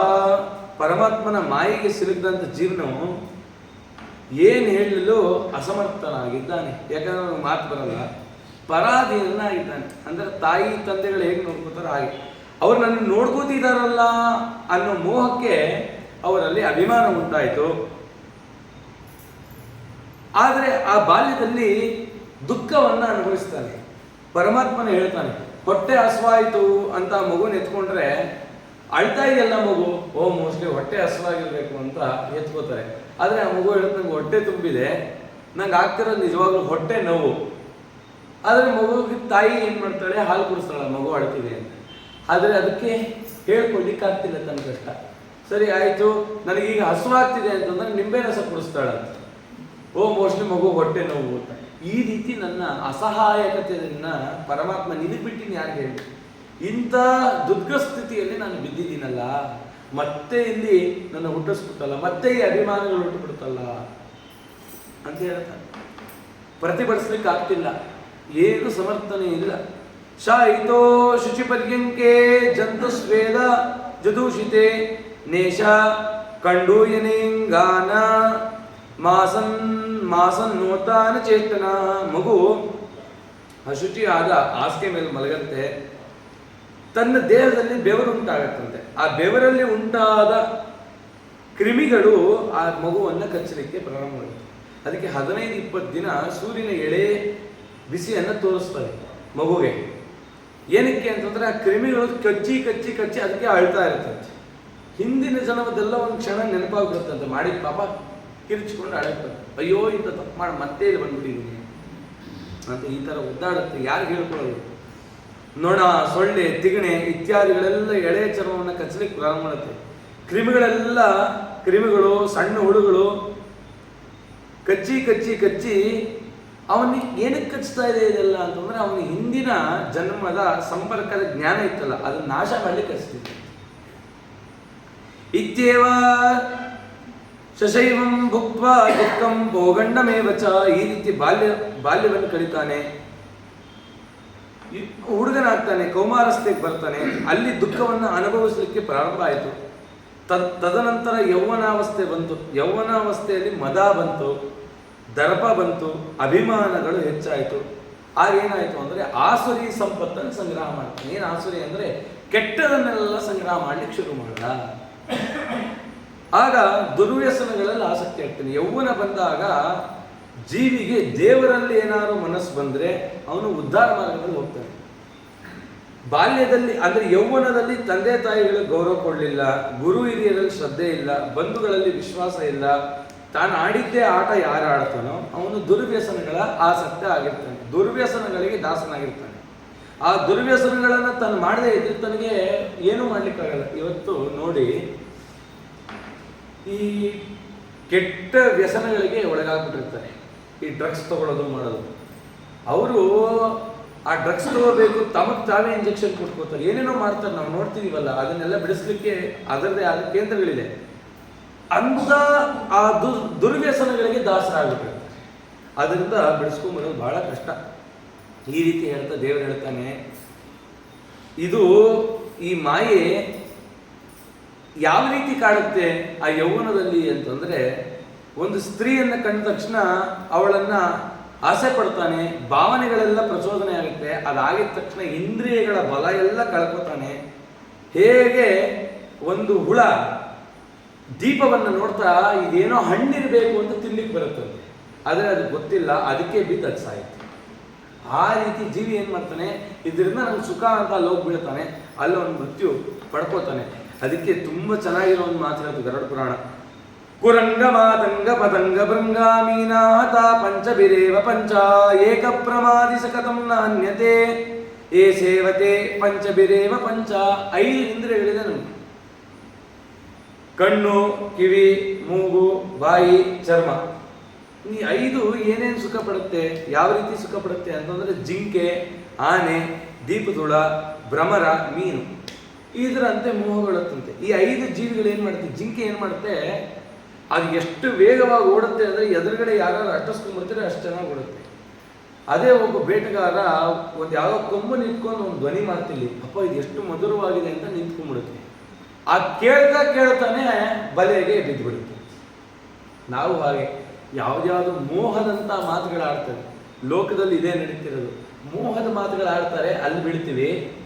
ಶುದ್ಧವಾದ ಮಾತನ್ನ ಹಿತವಚನವನ್ನು ಹೇಳ್ತಾರೆ, ಅದು ಸ್ವಲ್ಪ ಕೇಳಿ ಕಠೋರವಾಗಿರುತ್ತೆ, ಬೇಡ ಅಂತ ಬಿಡ್ತೀವಿ. ಜಿಂಕೆಯಂತೆ ಆಯಿತು ಆನೆಗೆ ಎಂಥ ಶಕ್ತಿ ಇದೆ ನೋಡಿ. ಅದು ಮನಸ್ಸು ಮಾಡಿದ್ರೆ ಏನನ್ನು ಬೇಕಾದ್ರೂ ಕುಟ್ಟಿ ಪುಡಿ ಮಾಡ್ಬೋದು. ಅದಕ್ಕೆ ಬಾಲ್ಯದಲ್ಲಿ ಒಂದು ಹಗ್ಗ ಕಟ್ಟಿರ್ತಾನಂತೆ. ಹಗ್ಗವನ್ನು 10 ಸರಿ ಹೇಳಿದ್ರು ಬರಲ್ಲ. ಆ ಆನೆ ದೊಡ್ಡದಾದ್ರೂ ಅದೇ ಹಗ್ಗ ಕಟ್ಟಿರ್ತಾನೆ. ಆನೆ ಅನ್ಕೊಂಡ್ಬಿಟ್ಟಿರುತ್ತೆ ನನ್ನ ಕೈಯಲ್ಲಿ ಸಾಧ್ಯ ಇಲ್ಲ, ನಾನು ಪ್ರಯತ್ನ ಪಡಲಿಕ್ಕೆ ಹೋಗಲ್ಲ ಅಂತ. ಆನೆ ಎಂಥ ಮದ, ಎಂಥ ಪೌರುಷ. ಒಂದೇ ಒಂದು ಬಾಳೆ ಗಿಡವನ್ನು ಮುರಿಬೇಕು, ಅದನ್ನು ತಿನ್ನಬೇಕು ಅನ್ನೋ ಆಸೆಯಿಂದ ಯಾರ್ಯಾರ್ದೋ ಮೋಹಜಾಲಕ್ಕೆ ಏನೋ ಒಂದು ಬಾಳೆಹಣ್ಣಿದೆ ಅಂತೇಳಿ ಆ ಕಡದಲ್ಲಿ ಬಿದ್ದೋಗ್ಬೇಕು. ಅವನು ಹಂಗೆ ತಾನೇ ಮಾಡೋದು. ಏನು ಮಾಡ್ತಾರೆ ಅಂದರೆ ಒಂದು ಗುಂಡಿ ತೋಡಿ ಎದುರುಗಡೆ ಹಣ್ಣುಗಳನ್ನೆಲ್ಲ ಇಟ್ಟು ಅದರಲ್ಲಿ ಬೀಳೋ ಹಾಗೆ, ಹಳ್ಳದಲ್ಲಿ ಕೆಡ್ಡ ಅಂತ ಕರೀತಾರೆ, ಕೆಡ್ಡದಲ್ಲಿ ಬೀಳೋ ಹಾಗೆ ಮಾಡ್ತಾರೆ. ಅದನ್ನು ವಶವಾಗ್ತಾನೆ. ಪತಂಗ ದೀಪದುಳ ದೀಪವನ್ನು ನೋಡಿ ಅಂದರೆ ಜುಗ್ವಾ ಚಾಪಲ್ಯ, ಏನೋ ತಿನ್ಬೇಕು ಅಂತ ಹೋಗ್ತೀವಿ, ಅಲ್ಲಿ ಕಳ್ಕೊತೀವಿ. ಮೀನು ಗಂಧ ಅಂದರೆ ಭೂಮಿಲಿರೋದನ್ನೆಲ್ಲ ತಿನ್ನಬೇಕು. ನಾನು ನೀರಲ್ಲಿರೋ ಪ್ರಾಣಿ, ಭೂಮಿಲಿರೋದು ನನಗೆ ಸಂಬಂಧ ಇಲ್ಲ, ಆದರೆ ಭೂಮಿಲಿರೋ ಎರೆಹುಳ ತಿನ್ನಬೇಕು. ಆ ಎರೆಹುಳವನ್ನು ತಿನ್ನಬೇಕು ಅಂತ ಆಸೆ ಆಗಲ್ವಂತೆ. ಅದನ್ನು ಬಂದು ವಾಸನೆ ನೋಡುತ್ತಂತೆ. ಈ ಎರೆಹುಳದ ವಾಸನೆ ಚೆನ್ನಾಗಿದೆ ಅಂತ ತಿನ್ನುತ್ತೆ, ತಾನೇ ಸಾಕು. ಈ ರೀತಿ ರೂಪ, ರಸ, ಗಂಧ, ಶಬ್ದ, ಸ್ಪರ್ಶಗಳಿಗೆ ಮೋಹಕ್ಕೆ ಒಳಗಾಗಿ ಜೀವಿಯಾದಂಥ ಒಂದು ಸಾಯ್ತಾನೆ. ಅದಕ್ಕೆ ಪರಮಾತ್ಮ ಹೇಳ್ದ, ಜೀವಿ ಮರುಗಬೇಡ, ನೀನು ದುಃಖ ಪಡಬೇಡ, ಈ ಜನ್ಮ ಬಂತು ಅಂತ. ಇದು ಉತ್ತಮವಾದ ಜನ್ಮ, ಮಾನವ ಜನ್ಮ ದೊಡ್ಡದು, ಇದು ಹಾನಿ ಮಾಡಲು ಬೇಡಿ ಹುಚ್ಚಪ್ಪಗಳಿಗ. ಕಣ್ಣು ಕೈ ಕಾಲು ಕಿವಿ ನಾಲಿಗೆ ಇರಲಿಕ್ಕೆ ಮಣ್ಣು ಮುಕ್ಕಿ ಮರುಳಾಗುವರೆ,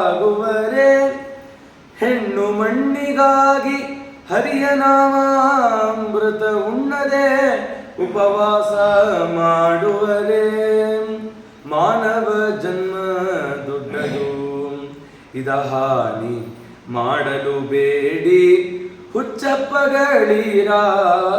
ಮಾನವ ಜನ್ಮ ದೊಡ್ಡದು. ಈ ಗರುಡ ಪುರಾಣದ ವಾಕ್ಯವನ್ನು ಪುರಂದರದಾಸರು ಹೇಳ್ತಾ, ಏನ್ ಮಾಡ್ಬೇಕು ನಾನು ಅಂತ ಕೇಳದ ಜೀವಿ. ಸರಿ ಆಯ್ತು, ಮಾನವ ಜನ್ಮ ಕೊಡ್ತೀವಿ, ನಾನು ಏನ್ ಮಾಡಿ ಭಗವಂತ? ಆಗ ಭುವಿ ಮನುಷ್ಯತ್ವಂ, ಮನುಷ್ಯನಾಗು ಅಂದ ಪರಮಾತ್ಮ.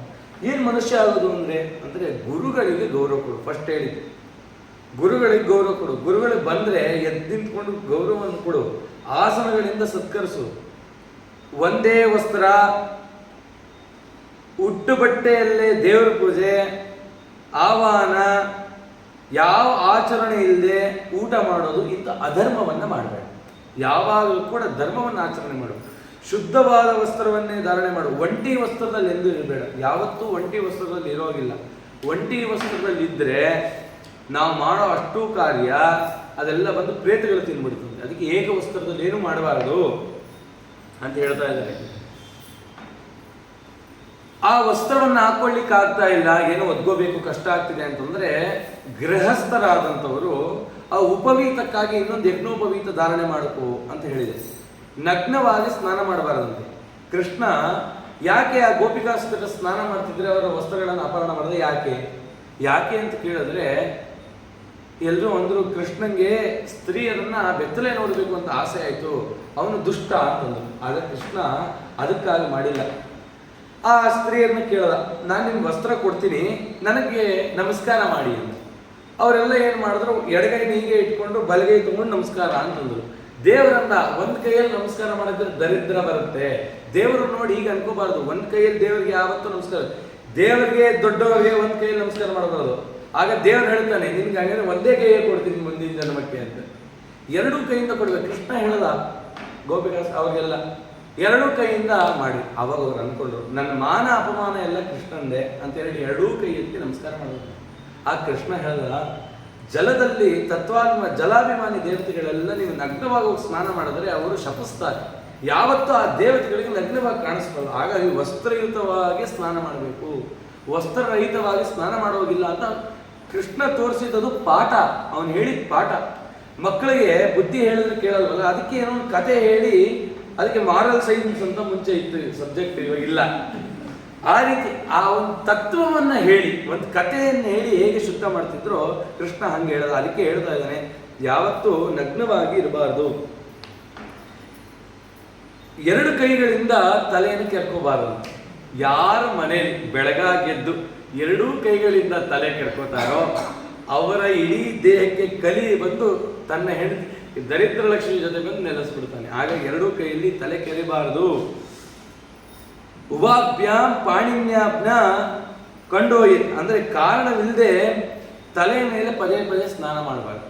ಕಾರಣ ಇದ್ರೆ, ಏನೋ ಒಂದು ಮಡಿ ಇದ್ರೆ ಮಾತ್ರ, ಇಲ್ಲ ಕಾರಣ ಇಲ್ದಂಗೆ ಅದೇ ಪ್ರತಿದಿನ ಗಂಡಸರು ತಲೆಗೆ ಸ್ನಾನ ಮಾಡ್ಬೇಕು. ಬೆಳಗ್ಗೆ ಸುಮ್ಮನೆ ತಲೆ ಸ್ನಾನ ಮಾಡ್ತಿರ್ಬಾರ್ದು. ಒಂದು ಸ್ನಾನ ಆದ್ಮೇಲೆ ಪದೇ ಪದೇ ತಲೆಗೆ ಸ್ನಾನ ಮಾಡ್ತಿರ್ಬಾರ್ದು ಅಂತ ಹೇಳಿದರೆ, ತಲೆಗೆ ಎಣ್ಣೆ ಹಚ್ಚಿ ಮಲಗಬಾರ್ದು ಅಂತ ಹೇಳಿದ್ರು ಶಾಸ್ತ್ರ. ಯಾಕೆ ಅಂತಂದ್ರೆ ರಾತ್ರಿ ಹೊತ್ತು ಆ ಎಣ್ಣೆಯಲ್ಲಿ ಆ ಕಲಿ ಬಂದು ಪ್ರವೇಶ ಮಾಡ್ತಾನಂತೆ. ಯಾಕಂದ್ರೆ ಅದು ಮೋಹಗೊಡತಕ್ಕಂಥ ತೈಲ, ಅದನ್ನೇನು ಹಚ್ಚಿ ಮಲ್ಕೊಂಡ ಅಂತಂದ್ರೆ ಇಡೀ ಮೈಗೆ ಕಲಿ ತಾನು ವ್ಯಾಪಿಸ್ತಾನೆ. ಹಾಗಾಗಿ ರಾತ್ರಿ ಹೊತ್ತು ಎಣ್ಣೆ ಹಚ್ಕೋಬಾರ್ದು. ತಲೆಗೆ ಎಣ್ಣೆ ಹಚ್ಚಿ ಕೈಯಲ್ಲಿ ಜಿಡ್ಡಿದೆ ಅಂತ ಮೈಗೆಲ್ಲ ಹಚ್ಕೋಬಾರ್ದಂತೆ. ಆಗೇನಾಗ್ತಾ, ಇದು ಅಲಕ್ಷ್ಮಿ ಕೇಳಿದ್ರಂತೆ, ನಾನು ಎಲ್ಲೋಗಿ ನೆಲೆಸ್ಬೇಕು ಅಂತ. ಯಾರು ತಲೆಗೆ ಹಚ್ಚಿದ ಎಣ್ಣೆನೆ ಕೈಯಲ್ಲಿದೆ ಜಿಡ್ಡು ಅಂತ ಮೈಗೆ ಹಚ್ಕೋತಾರೋ ಅವ್ರ ಮೈಗೆಲ್ಲ ವ್ಯಾಪಿಸ್ಬಿಡೋದು. ಹಾಗಾಗಿ ತಲೆಗೆ ಎಣ್ಣೆ ಹಚ್ಚಿದ್ರೆ ಮತ್ತೆ ಹೋಗಿ ಕೈ ತೊಳ್ಕೋಬೇಕು ಅಂತ ಹೇಳಿದೆ.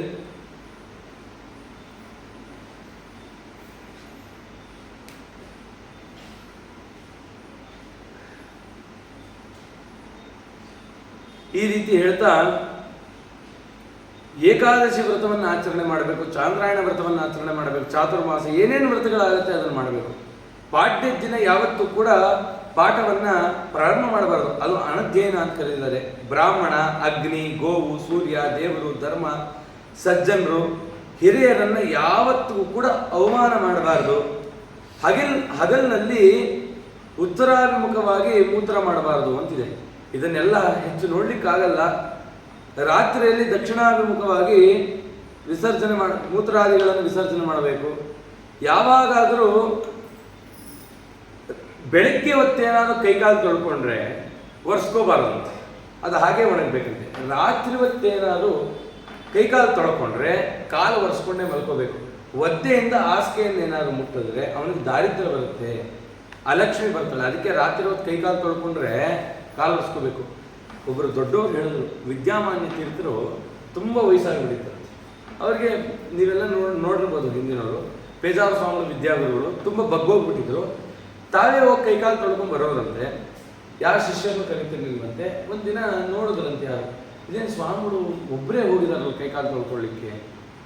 ಬಂದು ಆಗೆಲ್ಲ ಸ್ವಿಚ್ ಬೋರ್ಡ್ ಮೇಲಿರೋದಂತೆ. ಯಾಕಂದ್ರೆ ಮಕ್ಕಳು ವಿದ್ಯಾರ್ಥಿಗಳೆಲ್ಲ ಮುಟ್ಟಿ ಏನು ಮಾಡ್ತಾರೆ, ಸ್ವಲ್ಪ ಮೇಲಿತ್ತಂತೆ. ಅವ್ರದ್ದು ವಾಕಿಂಗ್ ಸ್ಟಿಕ್ ತೊಗೊಂಡು ಫ್ಯಾನ್ ಆನ್ ಮಾಡಿದ್ರು. ಆ ಫ್ಯಾನು ತುಂಬ ಶಬ್ದ ಬಂತು. ಒಂದು 2-3 ಜನ ಹುಡುಗರು ಬಂದ್ರಂತೆ. ಗುರುಗಳೇ, ಈ ಚಳಿಗೆ ಯಾಕೆ ಫ್ಯಾನ್ ಹಾಕಿದ್ದೀರಾ ಅಂತಂದ್ರೆ, ನೋಡಪ್ಪ ರಾತ್ರಿ ಕೈಕಾಲು ತೊಳ್ಕೊಂಡ ಮೇಲೆ ಒರೆಸ್ಕೊಳ್ಳದೆ ಇರಬಾರ್ದು ಅಂತಿದೆ, ನಂಗೆ ಬಗ್ಗೆ ಒರೆಸ್ಕೊಳಕ್ಕಾಗಲ್ಲ, ಅದಕ್ಕೆ ಫ್ಯಾನ್ ಹಾಕೊಂಡಿದ್ದು. ನೋಡಿದ್ರೆ ಆ ಧರ್ಮದಲ್ಲಿ ಎಷ್ಟು ಎಚ್ಚರ. ಕಾಲು ಒಣಗಿರಬೇಕು ಅಂದರೆ ಒರೆಸ್ಕೊಳಕ್ಕಾಗಲ್ಲ ಅಂದರೆ ಅದಕ್ಕೆ ಇನ್ನೊಂದು ಪರಿಹಾರ. ಅದಕ್ಕೆ ಧರ್ಮನಿಷ್ಠರು ಅಂತ ಕರೆದಿರೋದು. ಏನಾದರೂ ಧರ್ಮ ಬಿಡಲ್ಲ ಅನ್ನೋ ದೀಕ್ಷೆ ಹೊಂದಿರಬೇಕು ಅಂತ ಹೇಳ್ತಾ ಇದ್ದಾರೆ. ಈ ರೀತಿ ದೇವಾಲಯ, ಗುರುಗಳು, ಅಶ್ವತ್ಥ, ಗೋವು ಇವುಗಳನ್ನು ಪ್ರದಕ್ಷಿಣೆ ಮಾಡಬೇಕು. ಚಪ್ಪಲಿ, ವಸ್ತ್ರ, ಮೌಲ್ಯಾದಿಗಳು ಮತ್ತೊಬ್ಬರು ಧರಿಸಿದ್ದನ್ನು ನಾವು ಧಾರಣೆ ಮಾಡಬಾರದು. ಪರರಿ ಇನ್ನೊಬ್ರದ್ದು ಯಾವುದೋ ಬಟ್ಟೆ ಕೊಡು ಹಾಕೋತೀನಿ ಅಂತ ಹಂಗೆಲ್ಲ ಧಾರಣೆ ಮಾಡಬಾರದು. ಅಷ್ಟಮಿ, ಚತುರ್ದಶಿ, ಅಮಾವಾಸ್ಯೆ, ಪರ್ವದಿನಗಳಲ್ಲಿ ತೈಲಭ್ಯಂಜನ ಮಾಡಬಾರದು. ಸ್ತ್ರೀ ಸೇವನೆ ನಿಷಿದ್ಧ ಆಗಿರ್ತಾ ದಿನ. ಯಾರಿಗೂ ಅಹಿತಕರವಾಗಿರ್ತಕ್ಕಂಥ ಮಾತುಗಳನ್ನು ಆಡಬಾರ್ದು, ಗರ್ವವನ್ನು ಪಡಬಾರ್ದು, ದುರಾಭಿಮಾನ ಇರಬಾರ್ದು, ಬಿರುನುಡಿಗಳನ್ನು ಬಿಡಬೇಕು ಅಂತ ಹೇಳ್ತಾ ಇದ್ದಾರೆ. ಬೇರೆಯೊಬ್ಬರನ್ನ ಕೈ ಮುಟ್ಟಿ ಎಂದು ಕೂಡ ಹೊಡೆದು ಬಿಡದು ಅವರನ್ನ ನಮ್ಮ ಕಡೆ ತಿರ್ಸ್ಕೊಡೋಕೆ ಯಾರು ನಿಂತಿರ್ತಾರೆ, ಈಗ ಹೊಡೆದು ಮಾತಾಡ್ಸ್ತೀವಲ್ಲ ಆ ಥರ ಮಾಡಬಾರ್ದು. ಅನೇಕ ಧರ್ಮಗಳು ಹೇಳಿದೆ, ಅದನ್ನೆಲ್ಲ ಹೇಳ್ತಾ ಬಂದರೆ ಅದು ಮುಗಿಯೋಕ್ಕಾಗಲ್ಲ. ಅಷ್ಟು ವಿಚಾರಗಳನ್ನು ಹೇಳ್ತಾ ಇದ್ದಾರೆ. ಅದಾದಮೇಲೆ ಈ ಘಟನೆಯನ್ನು ಹೇಳಿ ಇವತ್ತು ಸಮಾಪ್ತಿ ಮಾಡ್ತೀನಿ. ಇದು ಗರುಡ ಪುರಾಣದಲ್ಲಿ ಮುಖ್ಯವಾಗಿ ಕೇಳಲೇಬೇಕು.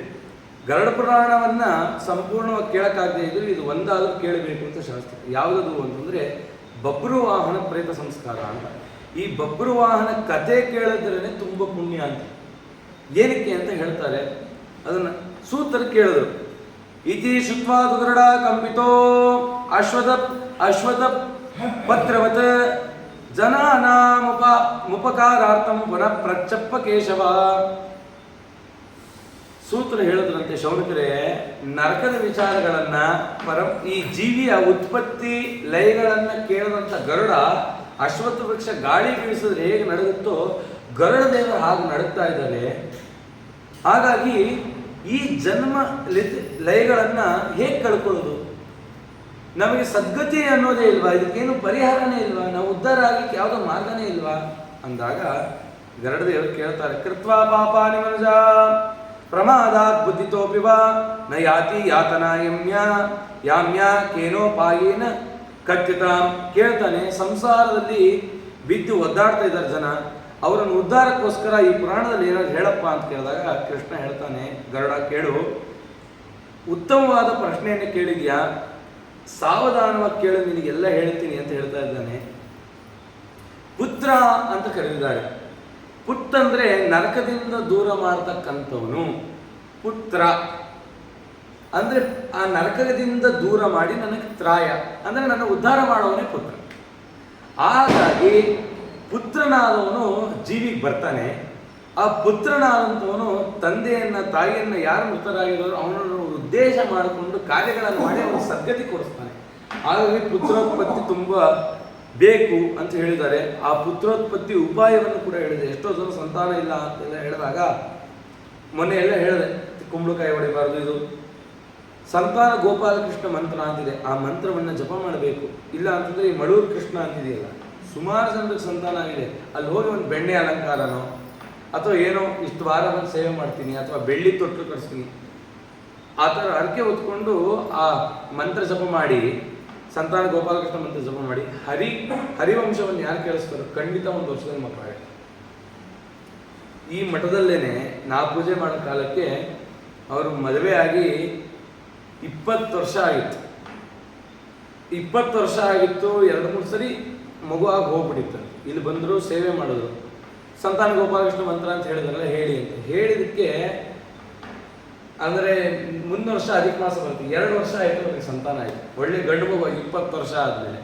ಆ ರೀತಿಯಲ್ಲಿ ಸೇವೆ ಮಾಡಿ ಹೆಂಗಾದ್ರೂ ಮಾಡಿ ಪಡಿಬೇಕು ಅಂತ ಅದಕ್ಕೆ ವಿಶೇಷವಾಗಿ ಹೇಳ್ತಾ ಗರುಡ ಪುರಾಣ ಹೇಳ್ತಾ ಇದೆ, ನಿಂಗೆ ಸಂತಾನ ಆಗಿಲ್ವಾ, ಹರಿವಂಶಕತಾಂ ಶುತ್ವಾ ಶತಚಂಡೀ ವಿಧಾನತಃ ಭಕ್ತ್ಯ ಶ್ರೀ ಶಿವಮಾರಾಧ್ಯ ಪುತ್ರ ಉತ್ಪಾದನೆ ಹೆಚ್ಚಿದೆ. ಖಂಡಿತವಾಗಲೂ ಹರಿವಂಶದಿಂದ ನಿಂಗೆ ಸಂತಾನ ಆಗುತ್ತೆ. ಹರಿವಂಶವನ್ನು ಕೇಳು. ಪುತ್ರಹೀನತೆಗೆ ಅನೇಕ ವಿಧವಾದ ಕಾರಣ. ಎಷ್ಟೋ ಜನ್ಮದಲ್ಲಿ ಮಕ್ಕಳು ಎಲ್ಲ ನೀರಲ್ಲಿ ಬಿದ್ದು ಒದ್ದಾಡ್ತಿದ್ರೆ ಅವನಿಗೆ ಈಜು ಬರಲ್ಲ ಅಂದ್ರೂ ಪರವಾಗಿಲ್ಲ, ಇನ್ನೊಬ್ಬರನ್ನ ಕರೆದು ಆ ಮಗುನ ಬದುಕಿಸ್ಬೇಕಂತೆ.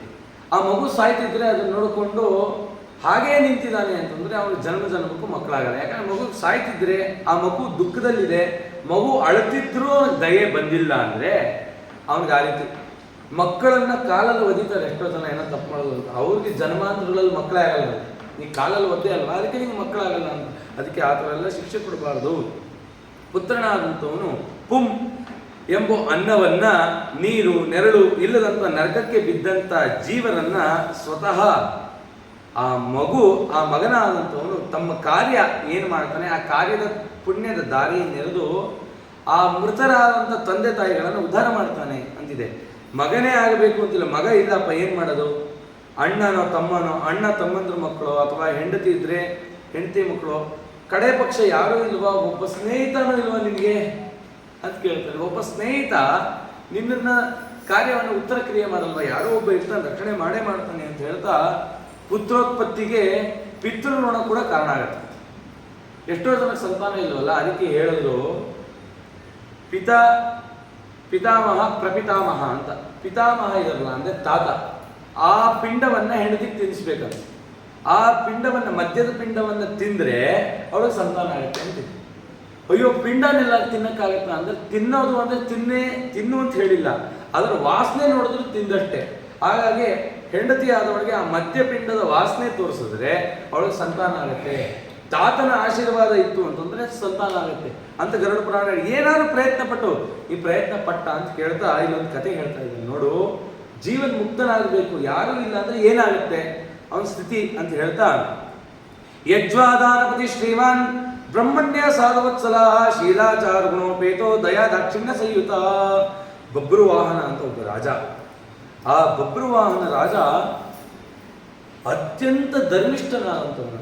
ಅವನ ಲೋಕದಲ್ಲಿ ಯಾರ್ಯಾರ ಪ್ರಜೆಗಳಿದ್ದಾರೆ ತನ್ನ ಸ್ವಂತ ಮಕ್ಕಳಂತೆ ನೋಡ್ಕೊಂಡಿದ್ದಂತೆ, ಅಷ್ಟು ಚೆನ್ನಾಗಿ ನೋಡ್ಕೊಂಡಿದ್ದ ರಾಜ.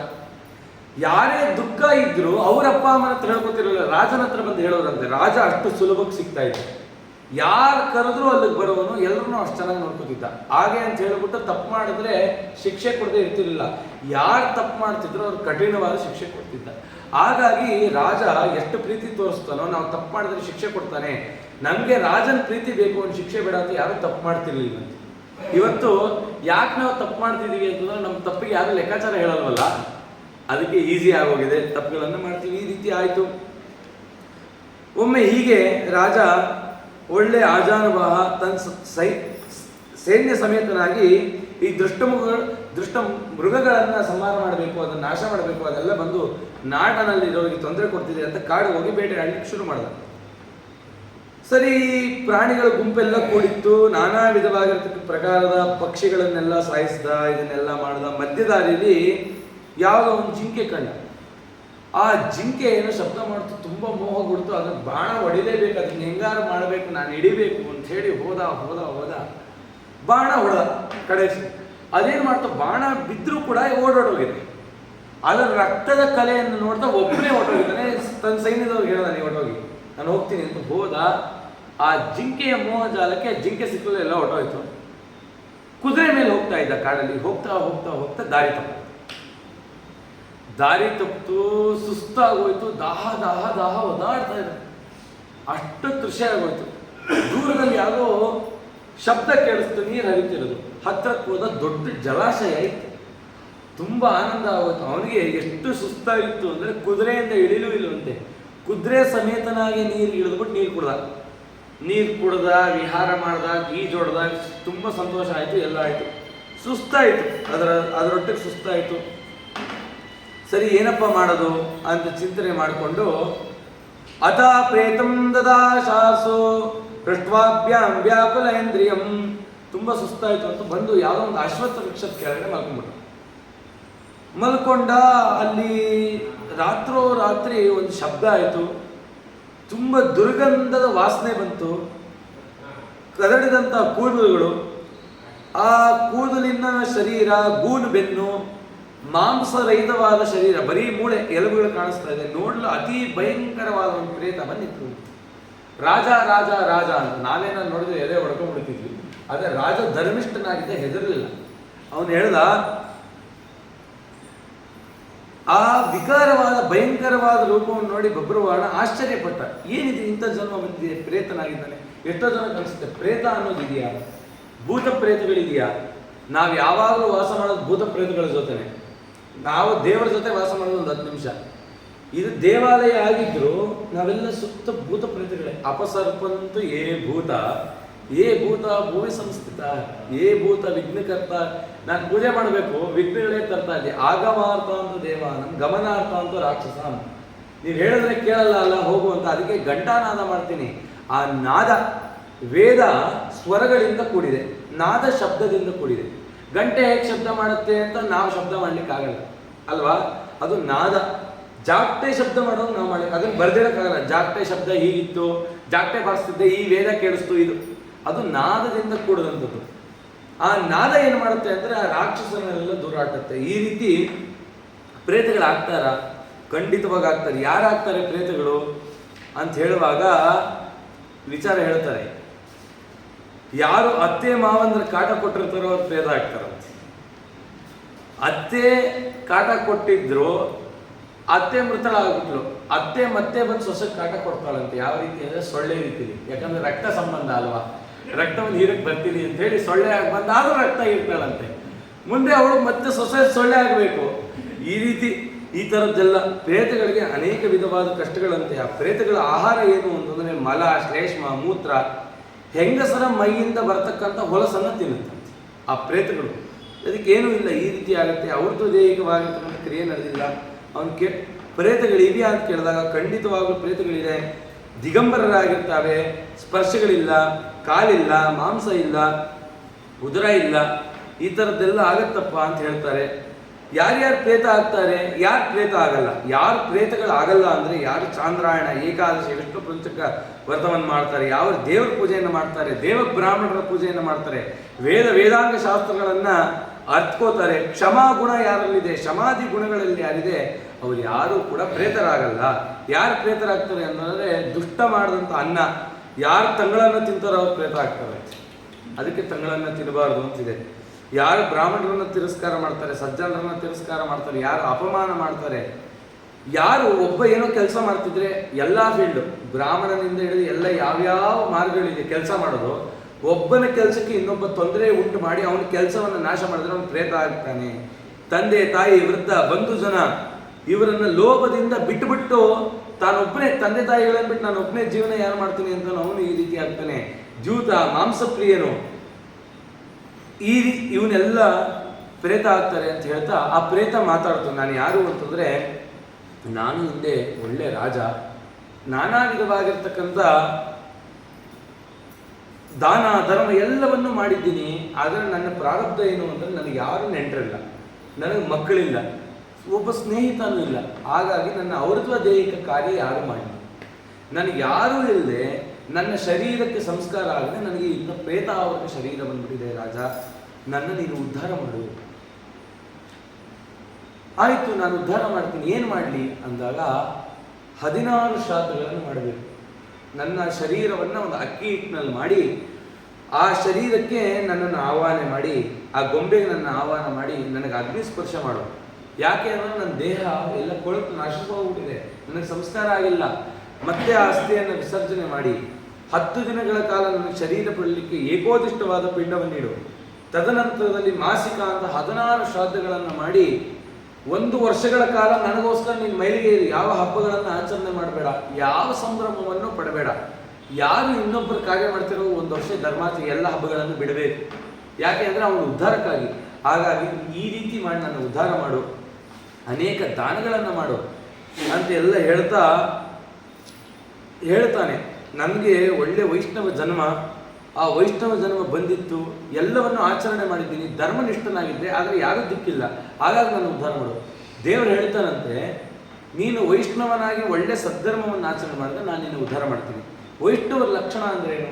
ಯಾರು ಶಂಖಚಕ್ರ ಗದಾ ಪದ್ಮ ಧಾರಣೆ ಮುದ್ರೆಗಳನ್ನು ಹಾಕುತ್ತಾರೆ, ಯಾರು ಗೋಪಿಚಂದನವನ್ನು ಧಾರಣೆ ಮಾಡ್ತಾರೆ, ಯಾರು ನಿತ್ಯ ಹರಿಸ್ಮರಣೆ ಮಾಡ್ತಾರೆ, ಹರಿಭಕ್ತರ ಸಹವಾಸವನ್ನು ಮಾಡ್ತಾರೆ, ಯಾರು ಪ್ರತಿನಿತ್ಯದಲ್ಲಿ ತುಳಸಿ ಗಿಡಕ್ಕೆ ನೀರು ಹಾಕ್ತಾರೆ, ತುಳಸಿ ಪೋಷಣೆಯನ್ನು ಯಾರು ಮಾಡ್ತಾರೆ, ಅಶ್ವತ್ಥ ವೃಕ್ಷದಲ್ಲಿ ಗೌರವವನ್ನು ಇಟ್ಟಿರ್ತಾರೆ, ಗೋ ಸೇವೆ ಮಾಡ್ತಾರೆ, ತಂದೆ ತಾಯಿಯರ ಸೇವೆಯನ್ನು ಮಾಡ್ತಾರೆ, ಯಾರು ಪ್ರತಿನಿತ್ಯ ಸಾಲಿಗ್ರಾಮ ಸ್ಪರ್ಶ ಮಾಡ್ತಾರೆ, ಕೃಷ್ಣನನ್ನು ಅರ್ಚನೆ ಮಾಡ್ತಾರೆ, ಅವನನ್ನು ಸ್ತುತಿ ಮಾಡ್ತಾರೆ, ಭಾಗವತವನ್ನು ಕೇಳಲಿಕ್ಕೆ ಆಸಕ್ತಿ ಪಡ್ತಾರೆ, ಮಹಾಭಾರತದಲ್ಲಿ ಗೌರವ ಇಡ್ತಾರೆ, ಭಗವದ್ಗೀತೆಯಲ್ಲಿ ಶ್ರದ್ಧೆಯನ್ನು ಇಡ್ತಾರೆ, ಯಾರು ನನ್ನ ವಿಷಯದಲ್ಲೇ ಮನಸ್ಸಿಟ್ಟಿರ್ತಾರೆ ಅವನು ವೈಷ್ಣವ. ಹಾಗಾಗಿ ಇಂಥವನ್ನು ನಾನು ಉದ್ಧಾರ ಮಾಡ್ತೀನಿ ಅಂತ ಕೃಷ್ಣ. ಸರಿ ಆಯಿತು, ಆ ಪ್ರೇತ ಕೇಳ್ದ. ಒಂದೇ ಒಂದು ಸರಿ ನನ್ನ ಉದ್ದೇಶಕ್ಕಾಗಿ ಗಯಾ ಶ್ರಾದ್ದ ಮಾಡು, ಆ ಗಯಾದಲ್ಲಿಟ್ಟರೆ ನನ್ನ ಪಾಪಗಳೆಲ್ಲ ವಿಮೋಚನೆ ಆಗುತ್ತೆ. ತನ್ಮಾಂ ತಾರೇ ರಾಜೇಂದ್ರ ಮಣಿರತ್ನಂ ದದಾಮಿತೆ ಯತಾಮೇ ಸದ್ಗತಿರ್ಭೂಯಾತ್ ಪ್ರೇತ ಯೋನಿಶ್ಚ ಗಚ್ಚತಿ. ಆಗ ನನಗೆ ಪ್ರೇತ ಜನ್ಮ ಹೋಗುತ್ತೆ, ಒಳ್ಳೆ ಸದ್ಗತಿ ಉಂಟಾಗುತ್ತೆ. ನನ್ನ ಸದ್ಗತಿಗೆ ನೀನು ಕಾರಣನಾಗು. ಯಾಕಂದ್ರೆ ಅಸಂಖ್ಯಾತವಾದ ನರಕಗಳಿದೆ, ಆ ನರಕಕ್ಕಾದ್ರೂ ಹೋದ್ರೆ ಬಿಡುಗಡೆ ಇದೆ. ಈ ಪ್ರೇತ ಜನ್ಮ ಬಂತು ಅಂತಂದ್ರೆ, ಪ್ರೇತ ಜನ್ಮದಿಂದ ಮುಕ್ತ ಆಗಲಿಲ್ಲ ಅಂದ್ರೆ ನರಕನೂ ಇಲ್ಲ, ಭೂಲೋಕನೂ ಇಲ್ಲ, ಅತಂತ್ರವಾದಂತೆ ಆಗ್ಬಿಡುತ್ತಪ್ಪ. ಆಹಾರ ಇಲ್ಲ, ಏನೂ ಇಲ್ಲ, ಇಂಥದ್ದು ಬಿದ್ದು ಬಿಡ್ತೀನಿ, ನನ್ನ ಉದ್ಧಾರ ಮಾಡು, ಎಳ್ಳನ್ನು ದಾನ ಮಾಡು, ನಾನಾ ವಿಧವಾಗಿರ್ತಕ್ಕಂಥ ವಿಚಾರಗಳನ್ನೆಲ್ಲ ಹೇಳ್ತಾ ನಾರಾಯಣ ಬಲಿ ಮಾಡು, ಅದರ ಮಹತ್ವ ಎಂಥದ್ದು, ನನ್ನೆಲ್ಲ ಉದ್ಧಾರ ಮಾಡು ಅಂತ ಕೇಳ್ತಾ ಒಂದು ಪ್ರೇತಘಟ್ಟ ಅಂತ ಅಂದರೆ ಒಂದು ಬಂಗಾರದಲ್ಲಿ ಒಂದು ಬಿಂದಿಗೆಯನ್ನು ನಿರ್ಮಾಣ ಮಾಡಿ ಅಲ್ಲಿ ಬ್ರಹ್ಮ ವಿಷ್ಣು ಶಿವರನ್ನ ಪೂಜೆ ಮಾಡಿ ಒಂದು ಹಾಸಿಗೆಯನ್ನು ಮಾಡಿ, ಹಾಸಿಗೆಯಲ್ಲಿ ಬಂಗಾರದಿಂದ ನಿರ್ಮಾಣವಾದ ಲಕ್ಷ್ಮೀನಾರಾಯಣ ಪ್ರತಿಮೆಯನ್ನು ಇಟ್ಟು ಷೋಡಶೋಪಚಾರ ಪೂಜೆಗಳನ್ನು ಮಾಡಿ ಪರಮಾತ್ಮನ ಲೀಲಾಜಾಲವನ್ನು ಚಿಂತನೆಯನ್ನು ಮಾಡ್ತಾ ಸದ್ಬ್ರಾಹ್ಮಣರಿಗೆ ಅದನ್ನು ದಾನ ಮಾಡು. ಪ್ರೇತಘಟ್ಟವನ್ನು ದಾನ ಮಾಡು, ಬಂಗಾರ ತಾಮ್ರ ಬೆಳ್ಳಿ ಇದನ್ನೆಲ್ಲ ದಾನ ಮಾಡಿ, ನಿನ್ನ ಕೈಲಿ ಏನಾಗುತ್ತೆ ನನ್ನ ಉದ್ಧಾರ ಮಾಡಲಿಕ್ಕೆ ಅದನ್ನೆಲ್ಲ ದಾನ ಮಾಡಿ ನನ್ನ ಉದ್ಧಾರ ಮಾಡು ಅಂತ ಕೇಳ್ದ. ಆ ಭದ್ರವಾಹನ ರಾಜ ಆ ಜೀವಿಯನ್ನು ಉದ್ಧಾರ ಮಾಡಲಿಕ್ಕೋಸ್ಕರ 1 ವರ್ಷಗಳ ಕಾಲ ಶ್ರದ್ಧೆಯಿಂದ ಆ ಕಾರ್ಯವನ್ನು ಮಾಡಿ ಅವನ ಸದ್ಗತಿಗೆ ಕಾರಣೀಭೂತನಾದಂತೆ. ಅದಕ್ಕೆ ಗರುಡ ಪುರಾಣ ಹೇಳ್ತಾ ಇದೆ, ಈ ಅಧ್ಯಯನವನ್ನು ಯಾರು ಕೇಳ್ತಾರೋ, ನಮಗೆ ಯಾರೂ ಮಾಡೋಕ್ಕಿಲ್ಲಪ್ಪ ಕಾರ್ಯ, ಅಥವಾ ಮುಂದೆ ಮಾಡೋರು ಸರಿಯಾಗಿ ಮಾಡಿದ್ರೋ ಇಲ್ವೋ ನಮಗೆ ಗೊತ್ತಿಲ್ಲ. ನಾವು ಬದುಕಿರುವಾಗ ಈ ಬಬ್ರುವಾಹನನ ಕಥೆ ಕೇಳಿದ್ರೆ ಸರ್ವೋತ್ತಮನಾದ ಕೃಷ್ಣ ಶ್ರೀಮನ್ ನಾರಾಯಣ ನಮಗೆ ಸದ್ಗತಿಯನ್ನು ಕೊಡ್ತಾನೆ, ನಮಗೆ ಪ್ರೇತತ್ವವನ್ನು ನಿವೃತ್ತಿ ಮಾಡಿ ನಮ್ಮನ್ನು ಉದ್ಧಾರ ಮಾಡ್ತಾನೆ ಅಂತ ಕೃಷ್ಣ ಹೇಳ್ತಾ ಇದ್ದಾನೆ. ಇತಿಹಾಸಮಿಮಂ ಪುಣ್ಯಂ ಶೃಣೋತಿ ಶ್ರಾವಯೇಚ್ಛಯ ನತೋ ಪ್ರೇತಾಮಯ ಯಾತಃ ಪಾಪಚಾರಾತು ಪಾವಿವತ್. ಇಂಥ ಪುಣ್ಯಕರವಾದ ಬಬ್ರುವಾಹನನ ಚರಿತ್ರೆಯನ್ನು ಯಾರು ಕೇಳ್ತಾರೋ, ಯಾರು ಹೇಳ್ತಾರೋ ಅವರ ಪಾಪಗಳಿಂದ ದೂರ ಮಾಡ್ತೀನಿ. ಈ ಗರುಡ ಪುರಾಣವನ್ನು ಕೇಳಿದ ಪುಣ್ಯ ಏನು ಅಂತಂದ್ರೆ, ನಿಮ್ಮ ಪಾಪಗಳ ಅರ್ಧ ಪಾಪವನ್ನು ನಾನು ಕಳಿತೀನಿ. ಯಾಕಂದ್ರೆ ಮನಸ್ಸಿನಲ್ಲಿ ನಾನು ಮಾಡಿದ ತಪ್ಪು ಅಂತ ಅನ್ಸುತ್ತೆ ಕೇಳಿದಾಗ. ಅಂತ ತಪ್ಪು ಅಂತ ನನ್ನ ತಪ್ಪನ್ನು ನಾನು ಒಪ್ಕೊಂಡು ಕೃಷ್ಣನಿಗೆ ಅರ್ಪಣೆ ಮಾಡಿದಕ್ಕೆ ಅರ್ಧ ಪಾಪ ಕಳೆದೆ, ನೀನು ಪ್ರಾಯಶ್ಚಿತ್ತ ಮಾಡ್ಕೊಂಡ್ರೆ ಪೂರ್ತಿ ಕಳಿತೀನಿ. ಈ ಚರಿತ್ರೆಯನ್ನು ಕೇಳೋದಕ್ಕೆ ನಿನಗೆ ಪ್ರೇತತ್ವ ಅನ್ನೋದು ಆಗಲ್ಲ. ಹಾಗಾಗಿ ಇದನ್ನ ನೀವು ಪ್ರತಿನಿತ್ಯದಲ್ಲೂ ಕೂಡ ಆ ಬಬ್ರುವಾಹನನ ಸ್ಮರಣೆ ಮಾಡಿದ್ರೆ ನಿಮ್ಮ ಉದ್ಧಾರಕ್ಕೆ ಕಾರಣ ಆಗುತ್ತೆ ಅಂತ ಕೃಷ್ಣ ಹೇಳ್ತಾ ಇದ್ದಾನೆ. ತದನಂತರದಲ್ಲಿ ನಾಳೆ ಮರಣಕಾಲ ಹೇಗೆ ಬರುತ್ತೆ, ಮರಣಕಾಲದಲ್ಲಿ ಅದೇನು ಮಾಡಬೇಕು, ನಮ್ಮ ದಾನ ಧರ್ಮಗಳು ಏನು ಮಾಡಬೇಕು, ಅದರ ಉದ್ದೇಶಗಳೇನು ಅನ್ನೋ ವಿಚಾರಗಳನ್ನೆಲ್ಲ ಚಿಂತನೆ ಮಾಡೋಣ ಅಂತ ಹೇಳಿದ್ರೆ ಶ್ರೀಕೃಷ್ಣಾರ್ಪಣ ಮಧ್ವೇಶ.